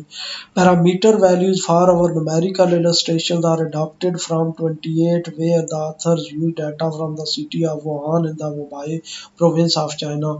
ये दो पैरामीटर यहाँ पे यूज हुए हैं, जिस तरह मैंने आपको बताया है कि इसको सॉल्व करने के लिए पैरामीटर की कोई न्यूमेरिकल वैल्यूज देते हैं, ये जो पैरामीटर्स की कोई न्यूमेरिकल वैल्यूज देते हैं और फिर इसकी जो इनिशियल कंडीशन देते हैं, यानी कि ये आथर वो रेफर कर रहा है कि 28 से जो पैरामीटर वैल्यूज है वो ली गई हैं। वो वहाँ पे पैरामीटर वैल्यूज कहाँ से ली गई हैं कि जो वहाँ सिटी का डाटा है वो कलेक्ट करके उस पर मॉडल फिट किया गया और मॉडल फिट करके तो वो पैरामीटर एस्टिमेट किए गए हैं।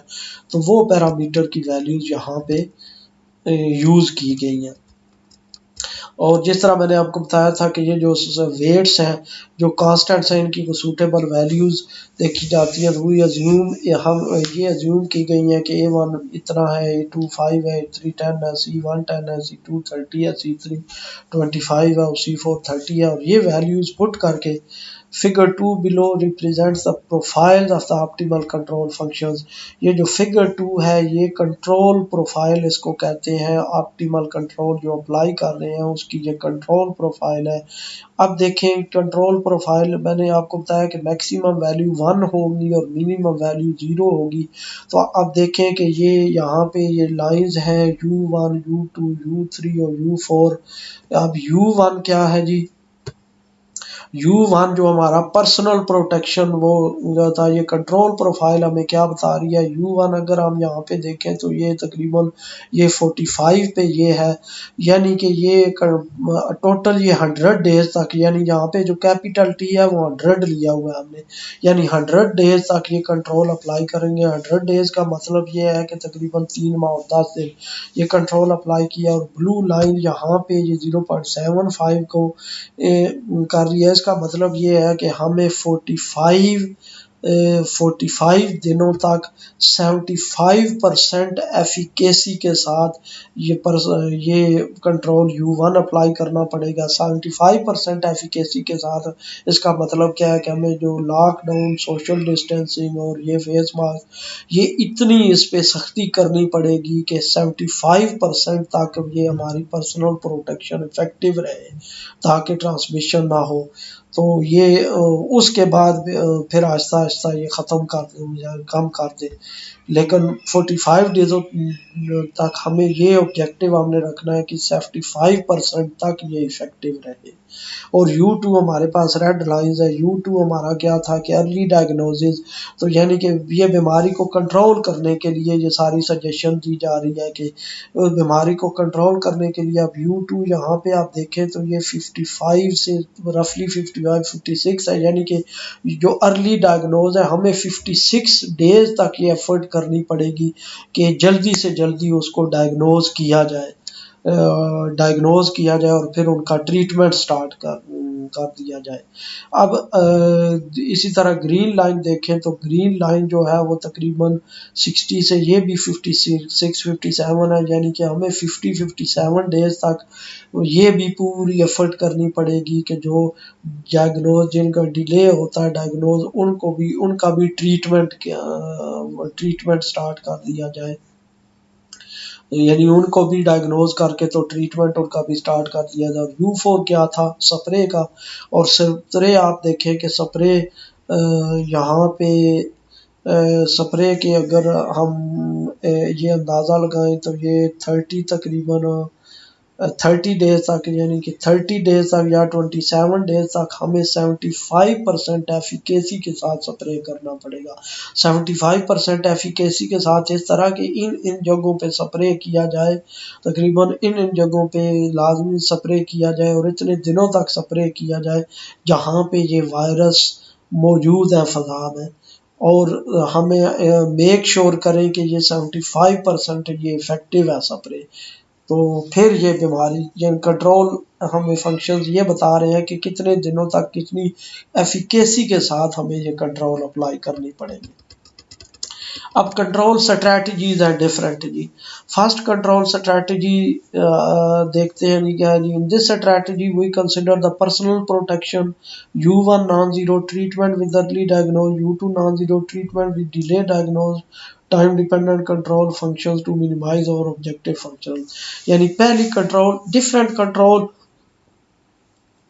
स्ट्रैटेजीज हम अप्लाई करते हैं। ज़रूरी नहीं कि सारे के सारे कंट्रोल ही अप्लाई करें, लेकिन डिफरेंट सिनेरियो देखते हैं कि अगर ये कंट्रोल छोड़ दिया जाए दूसरे कंट्रोल अप्लाई करें तो फिर वो कितना इफेक्टिव होंगे, अगर सारे कंट्रोल अप्लाई करें फिर कितने इफेक्टिव होंगे। ये डिफरेंट फिर स्ट्रैटेजीज वो देखी जाती हैं। फर्स्ट हम कंट्रोल स्ट्रैटेजी 1 में हम ये कह रहे हैं कि ये U1, U2 और U3 ये तीनों कंट्रोल स्ट्रैटेजीज अप्लाई करते हैं जी। U4 हम जीरो कह देते हैं। और main aim in the control this control strategy is to minimise the number of exposed infection with delay diagnosis and virus in the environment. यानी मेन एम तो यही है कि ये जो तीनों वेरिएबल्स हैं हमें ये रिड्यूस हो जाए इन कंट्रोल स्ट्रेटजी अप्लाई करते हुए। In the non optimal control problem treatment with delay diagnosis gamma 1 U2 is equal to 1 over 2.1 and the treatment with delayed diagnosis gamma 2 1 over 10 are captured as constant control। यानी कि U2 और U3 जो है उनकी values ये हम constant हमने ले लिए जी मॉडल में, वो कांस्टेंट वैल्यू वहाँ पे पुट करके, यानी ये हम टाइम के साथ साथ वेरी नहीं करते कि यहाँ पे ये इसकी वैल्यू कोई फिक्स रख के gamma 1 over 2.9 का मतलब क्या है, gamma 1 is equal to U2 यानी अब gamma 1 अगर यहाँ पे देखें 2.2 में तो gamma 1 हमारा जी gamma 1 हम ले रहे हैं U2 को और U2 जो gamma 1 है वो ले रहे हैं 1 over 2.9। 1 over 2.9 का मतलब क्या है कि या दूसरे लफ्ज़ों में यानी 1 over gamma 1, यानी कि हम तकरीबन 3 दिनों के अंदर अंदर डायग्नोसिस कर रहे हैं, अर्ली डायग्नोज कर रहे हैं, जिनका जल्दी जल्दी डायग्नोज कर रहे हैं कि इनके अंदर वायरस है कि नहीं। और दूसरा gamma 2 का मतलब क्या है, 1 over 2 और gamma 2 U3 जो कांस्टेंट कंट्रोल ले रहे हैं 1 over 10। 1 over 10 का मतलब है 1 over gamma 2 is equal to 10, यानी कि जो लेट से लेट डायग्नोज कर रहे हैं वो हम 10 दिन कह रहे हैं, इससे ज़्यादा लेट नहीं कर रहे। ये दोनों कांस्टेंट वैल्यू अप्लाई करके उस प्रॉब्लम में तो हम ये सॉल्यूशन फाइंड करते हैं। अब इन सॉल्यूशंस में आप देखें तो इन सॉल्यूशंस में जी फर्स्ट वाले सॉल्यूशंस में एक्सपोज्ड इंडिविजुअल्स हैं 5 0.4 लिया हुआ है, फिर 5 0.6 लिया हुआ है और 5 0.8 लिया हुआ है। यानी अगर फाई हमारे पास 0.4 हो तो फिर एक्सपोज्ड का बिहेवियर कैसा होगा, कहाँ से कहाँ तक होंगे। फिर अगर 0.6 हो, अब फाई की क्या यहाँ पे फाई किस चीज़ को डेनोट कर रहा है, मॉडल में देखते हैं जी कि फाई अब देखें जी, phi omega E into 1 minus phi into omega I, यानी फाई वो हमारे पास रेट है जिससे हमारे पास जो एक्सपोज्ड है उनकी जो कुछ हमारे जो एक्सपोज्ड हैं जिनके अंदर वायरस चला गया है उनमें से उनका कुछ जो पोर्शन है वो अर्ली डायग्नोज हो जाते हैं और कुछ पोर्शन उनका जो है वो लेट डायग्नोज होते हैं। तो फाई अगर 0.6 है, अब देखें फाई इधर है और 1 माइनस फाइव ये है, यानी कि अगर फाई 0.3 है तो 1 माइनस फाई क्या है 0.7। इसका मतलब है कि फाई का ओमेगा का 0.3 पोर्शन अर्ली डायग्नोज हो रहा है और 0.7 पोर्शन जो है वो लेट डायग्नोज हो रहा है। तो हम यानी कि हर सूरत में इसको न्यूमेरिकली चेक कर रहे हैं ग्राफिकली कि फाई की वैल्यू हम ले रहे हैं पहले 0.4 का मतलब ये है कि तकरीबन उसमें से 50% से कम जो है वो अर्ली डायग्नोज हो रहे हैं।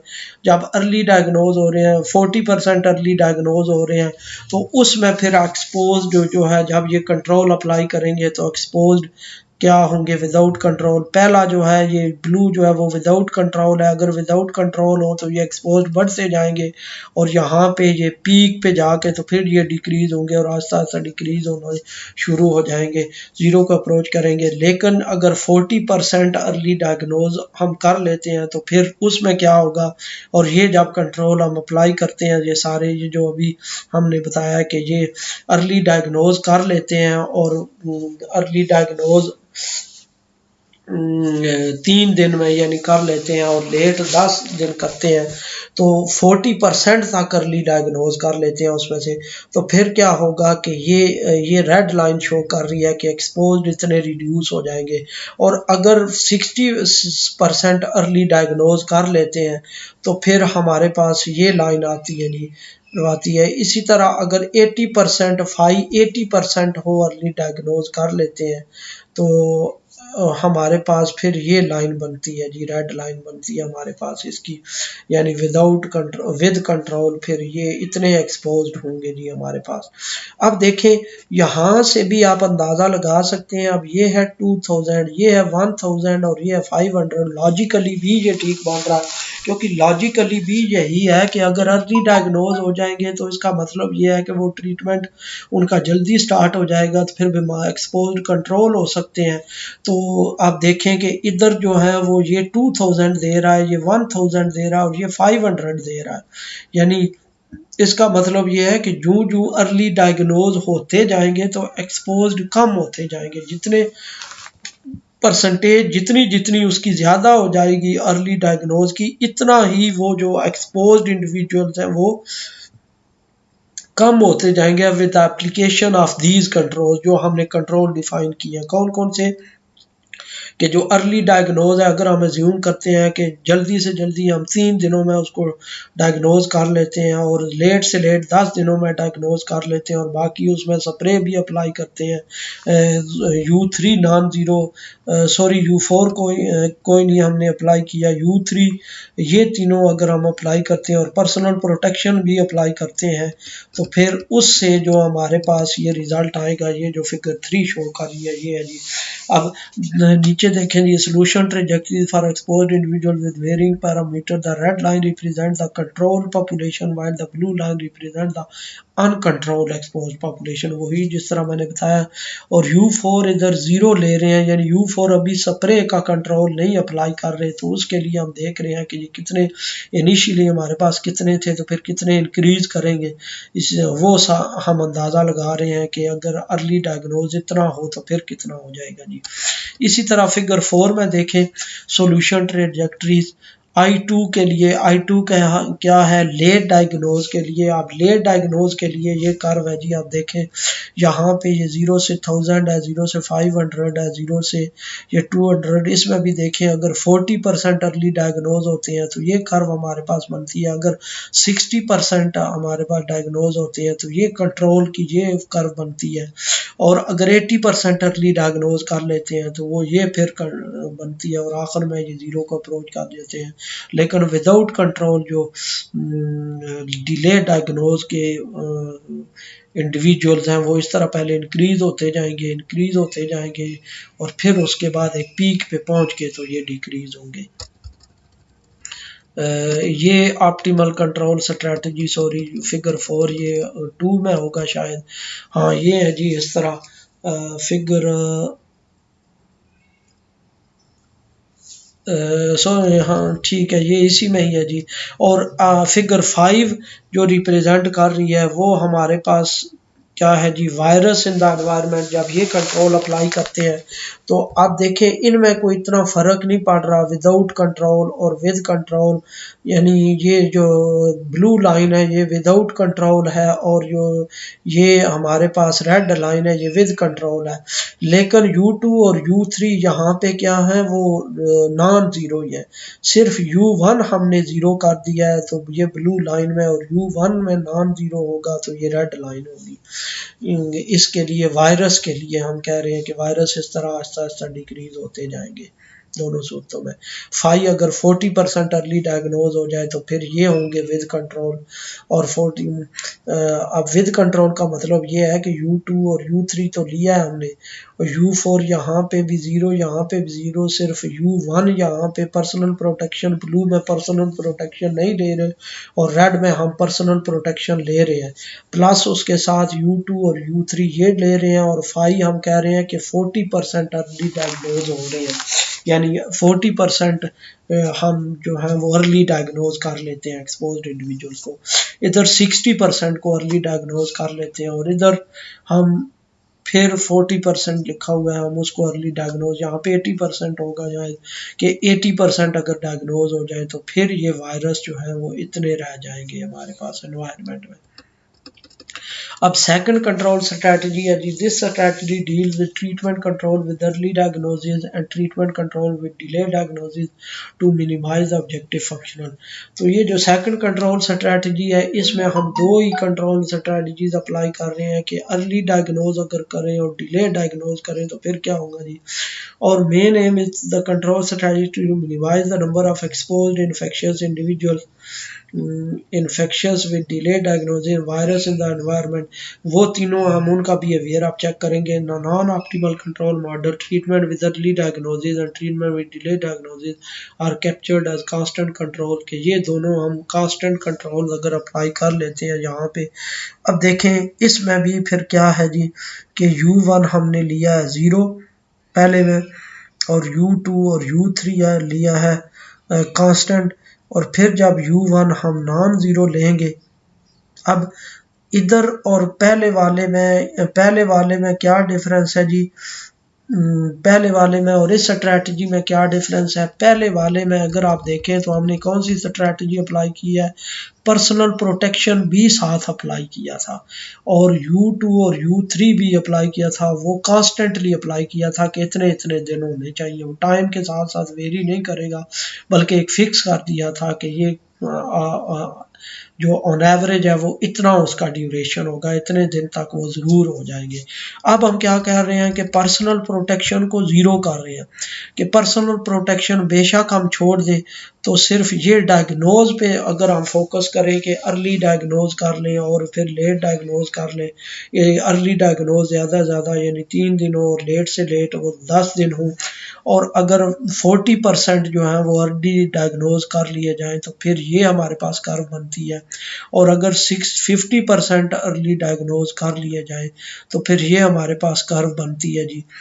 और इसी तरह अगर 80% अर्ली डायग्नोज कर लिए जाए तो फिर उसके बाद ये हमारे पास कर बनती है। यानी फाई किसको रिप्रेजेंट कर रहा है, उस परसेंटेज को, यानी जितने भी एक्सपोज्ड इंडिविजुअल्स हैं उसमें से जितने परसेंट हम अर्ली डायग्नोज कर लेते हैं उनकी एफिकेसी ये फाई बता रहा है कि अगर 40% हम अर्ली डायग्नोज कर लेते हैं एक्सपोज्ड इंडिविजुअल में से, तो फिर ये कार बनेगी विद कंट्रोल, और विदाउट कंट्रोल ये होगी, यानी कि अगर हम डायग्नोज करते ही नहीं है ना अर्ली ना इंडिविजुअल, यानी U2 को भी,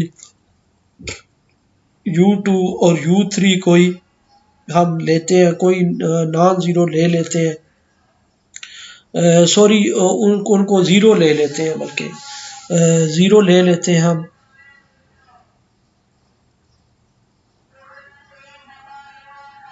यहाँ पे नहीं, थोड़ी सी यहाँ पे जो गलती ले रहे हैं, हाँ ठीक है, यहाँ पे नहीं, थोड़ी सी ये गलत है कि यू जो ब्लू लाइन है उसमें U2 और U3 फिक्स कर लेते हैं कि 3 दिन अर्ली डायग्नोज हम 3 दिन में कर रहे हैं और डिले डायग्नोज है वो 10 दिन में कर रहे हैं, लेकिन जो U2 है वो हम वेरी कर रहे हैं टाइम के साथ साथ उसको, यानी उसमें हम उसमें चेंजिंग ला रहे हैं, तो उसके लिए U2 क्या है कि अगर हम फिक्स ले लेते हैं, यानी कि अर्ली डायग्नोज हम कहते हैं हम एवरेज 3 दिन में हम अर्ली डायग्नोज कर रहे हैं और लेट से लेट 10 दिन में कर रहे हैं, तो फिर ये ब्लू कर्व बनेगी, और 40% को अगर हम अर्ली डायग्नोज कर लेते हैं फिर ये ब्लू कर्व बनेगी, और यानी कि ये है दिनों का, यानी U2 और U3 दिनों को बता रहे हैं, सॉरी 1/U3 और 1/U2 और 1/U3 दिनों को बता रहे हैं कि कितने दिनों तक हम डायग्नोज कर सकते हैं, और फाई हमें परसेंटेज बता रहा है एक्सपोज की कि कितनी परसेंट तक हम उसको कितने परसेंट लोग जो हैं वो डायग्नोज कर लेते हैं। तो फर्स्ट जो ब्लू लाइन है वो हमने फिक्स दिन रखे हुए हैं कि 3 दिन में अर्ली डायग्नोज कर रहे हैं, 3 दिन में डायग्नोज कर रहे हैं एक बंदे को जो है जिसके अंदर वायरस गया है, और लेट जो है वो 10 दिन के बाद डायग्नोज कर रहे हैं, लेकिन अगर इसमें चेंजिंग लाते हैं यानी कि और ज़्यादा कर लेते हैं इसको, जल्दी कर लेते हैं, तो फिर वो कंट्रोल अप्लाई करके तो ये रेड लाइन बनेगी, फिर इस तरह यानी एक्सपोज्ड इंडिविजुअल्स कम हो जाएंगे। इसी तरह ये है 50% अगर हम अर्ली डायग्नोज कर लेते हैं उसमें से, तो फिर ये हमारे पास कर्व आएगी, और इसी तरह 80% अगर अर्ली डायग्नोज कर लेते हैं तो फिर ये कर्व आएगी हमारे पास। कंट्रोल स्ट्रेटजी 2 इसी तरह ये I2 है, उनकी ये कर्व है कि अगर 40% कर लेते हैं तो ये है जी, और 50% कर लेते हैं तो ये कर्व आएंगी दोनों, और 80% कर लेते हैं फिर ये कर्व आएगी। यानी ब्लू कर्व किसको रिप्रेजेंट कर रही है कि हम अर्ली डायग्नोज कर रहे हैं 3 दिन में और लेट डायग्नोज कर रहे हैं 10 दिन में, और 40% जो बंदे हैं एक्सपोज उनको जब अर्ली डायग्नोज कर लेते हैं फिर ये ब्लू कर्व आएगी। लेकिन जो रेड कर्व क्या है कि हम जो डायग्नोजिंग का प्रोसेस है वो ज़रा तेज़ कर देते हैं, यानी ड्यूरेशन उनका और कम कर देते हैं, ड्यूरेशन और कम कर देते हैं, जल्दी से जल्दी डायग्नोज कर देते हैं, तो फिर उसमें जो हमारे पास होगा वो जो इन्फेक्शियस इंडिविजुअल्स आएंगे जो लेट डायग्नोज वाले हैं वो इस तरह डिक्रीज हो जाएंगे और आहिस्ता आहिस्ता फिर ज़ीरो को अप्रोच कर जाएंगे। और थर्ड इसकी है कि वो जब ये कंट्रोल स्ट्रेटजी U2 और U3 अप्लाई करते हैं, U1 भी ज़ीरो रखते हैं और U4 भी ज़ीरो रखते हैं, तो फिर हमारे पास जो और फाई की वैल्यू जब ये रखते हैं तो हमारे पास वायरस की ये आएगी तादाद, इसी तरह 0.6 होगा तो ये आएगी, और 0.8 होगा तो ये कर्व आएगी हमारे पास। आगे है जी कंट्रोल स्ट्रेटजी 3। अब जो थर्ड कंट्रोल है वो स्ट्रेटजी है उसमें हम क्या कर रहे हैं, हम चारों कंट्रोल अप्लाई कर रहे हैं, पर्सनल प्रोटेक्शन भी अप्लाई कर रहे हैं, फिर अर्ली डायग्नोसिस भी अप्लाई कर रहे हैं, फिर जो जो डिले है जिनमें उनका भी ट्रीटमेंट कर रहे हैं, और उसके बाद स्प्रे भी कर रहे हैं इसमें। In this strategy, all the four time-dependent control functions proposed in this strategy are incorporated into optimal control model problem to minimize the objective function. In the non-optimal control model, treatment with early diagnosis and treatment with delayed diagnosis are captured at constant control. यानी वो non-optimal control में हम इसको U2 और U3 को constant रखते हैं और ऑप्टिमल कंट्रोल में इसको टाइम डिपेंडेंट कर लेते हैं। तो फिर उसमें ये देखते हैं कि उनमें अगर 40% अर्ली डायग्नोज कर लेते हैं और चारों ये कंट्रोल अप्लाई कर रहे होते हैं, तो फिर चारों कंट्रोल अप्लाई करने का मतलब यही है कि उसमें ड्यूरेशन उसका वेरी करवा देते हैं उसका। तो 40% तक पॉपुलेशन अगर अर्ली डायग्नोज कर लेते हैं तो फिर एक्सपोज्ड की ये तादाद आएगी 50%, 60% तक होगा तो ये आएगी, 80% तक होगा तो ये आएगी जी उसकी तादाद, जब चारों कंट्रोल अप्लाई करेंगे। आगे है जी simulation result for all 3 optimal control strategy. In this subsection, solution trajectories for the number of exposed infections with delayed diagnosis and virus in the environment for all the 3 control strategies are numerically compared with that of non-control model. Our numerical results suggest that if people can adhere to effective personal protection such as the use of hand sanitizer, washing of hands regularly, social distancing, there will be less infections in the population. From our results, we can further argue that effective spraying of the environment and early diagnosis of infected or infectious individual and treatment can help reduce of the number of COVID-19 infections significantly. अब यहाँ पे ये देखें जी, इसी तरह ये हमारे पास जो फिगर 10 है, सारे जब कंट्रोल हम अप्लाई करते हैं और अगर कंट्रोल नहीं अप्लाई करते, ये हमारे पास ये कंट्रोल स्ट्रेटजी थर्ड के लिए होगा कि जब हम कंट्रोल अप्लाई करते हैं, सारे कंट्रोल अप्लाई करते हैं, फिर ये वैल्यू आती है उसकी इन्फेक्शस की आइटो की।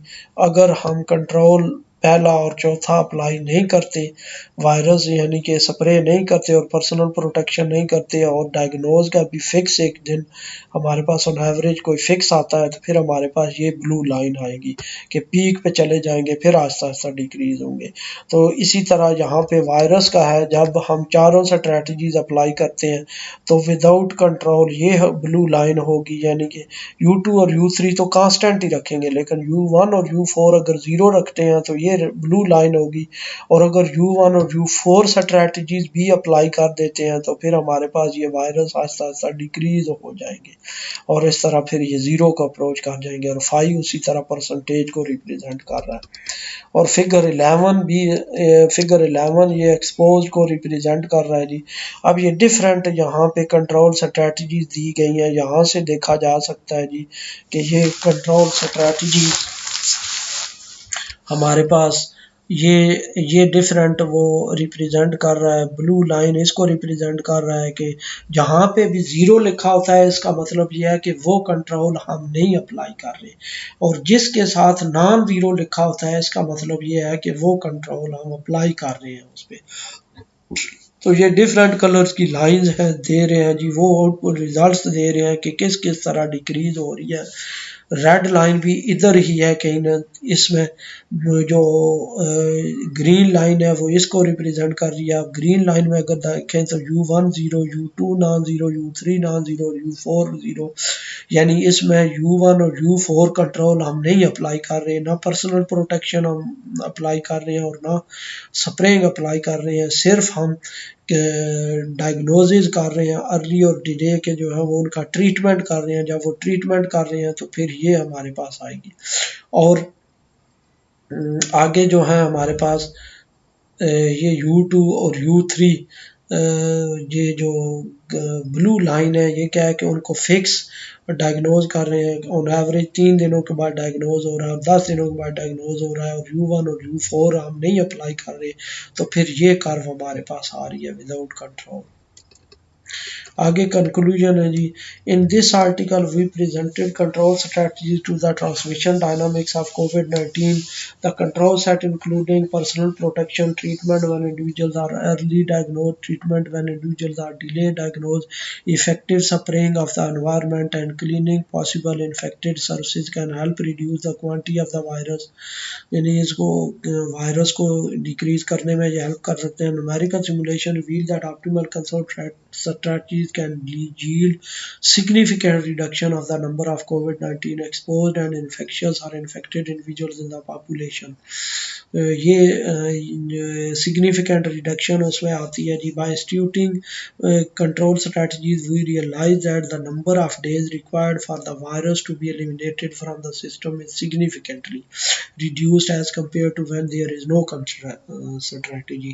यानी कि जो नंबर ऑफ डेज हैं वो बड़ा मैटर कर रहे हैं कि जब हम कंट्रोल स्ट्रेटजीज हम अप्लाई नहीं करते. तो आप देखें, अब यहाँ पे देखें जो फिगर 11 है, इसमें आप देखें जब कंट्रोल स्ट्रेटजी हम अप्लाई नहीं करते तो अर्ली डायग्नोज करते हैं तो वायरस के रिमूवल के लिए आहिस्ता आहिस्ता ये जो कम होंगे वो इतने डेज के बाद कम होंगे. लेकिन अगर हम कंट्रोल स्ट्रेटजी अप्लाई कर देते हैं तो ये देखें ये पहले 8-9 दिनों में ही ये जो वायरस हैं वो रिमूव हो जाएंगे, ज़ीरो को अप्रोच कर जाएंगे या बहुत थोड़ी उनकी तादाद रह जाएगी.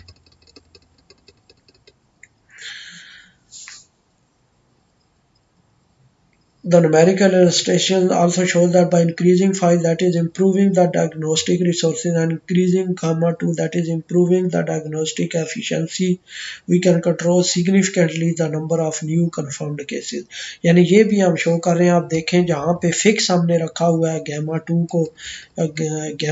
को कि 10 दिन हम उसको डायग्नोज लेट से लेट 10 दिन करेंगे डायग्नोज, तो उसमें हमारे पास जो इंडिविजुअल एक्सपोज वो भी बढ़ रहे हैं, I2 भी बढ़ रहे हैं जो इन्फेक्शस है और डिले किया डायग्नोजिंग में और वायरस भी. लेकिन जब हम इसको कम करते हैं, इस ड्यूरेशन को कम करते हैं, तो फिर उसमें जो है वो I2 हमारे पास भी डिक्रीज हो रहे हैं और E2 भी, ई एक्सपोज्ड भी डिक्रीज हो गए हैं. ये सारे हम फिगर्स में देख सकते हैं.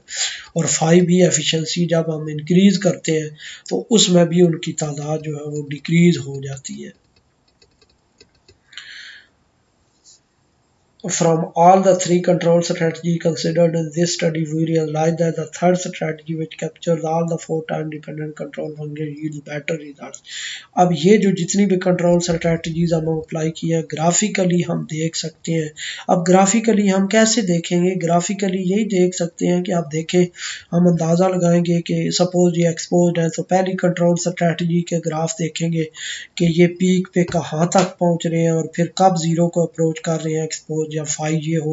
फिर उसके बाद दूसरी कंट्रोल स्ट्रेटजी के ये तीनों 5 0.6 के ग्राफ इकट्ठे करके फिर देखेंगे कि ये कब ज़ीरो को अप्रोच कर रहे हैं, किस स्ट्रेटजी में ये जल्दी ज़ीरो को अप्रोच कर रहे हैं.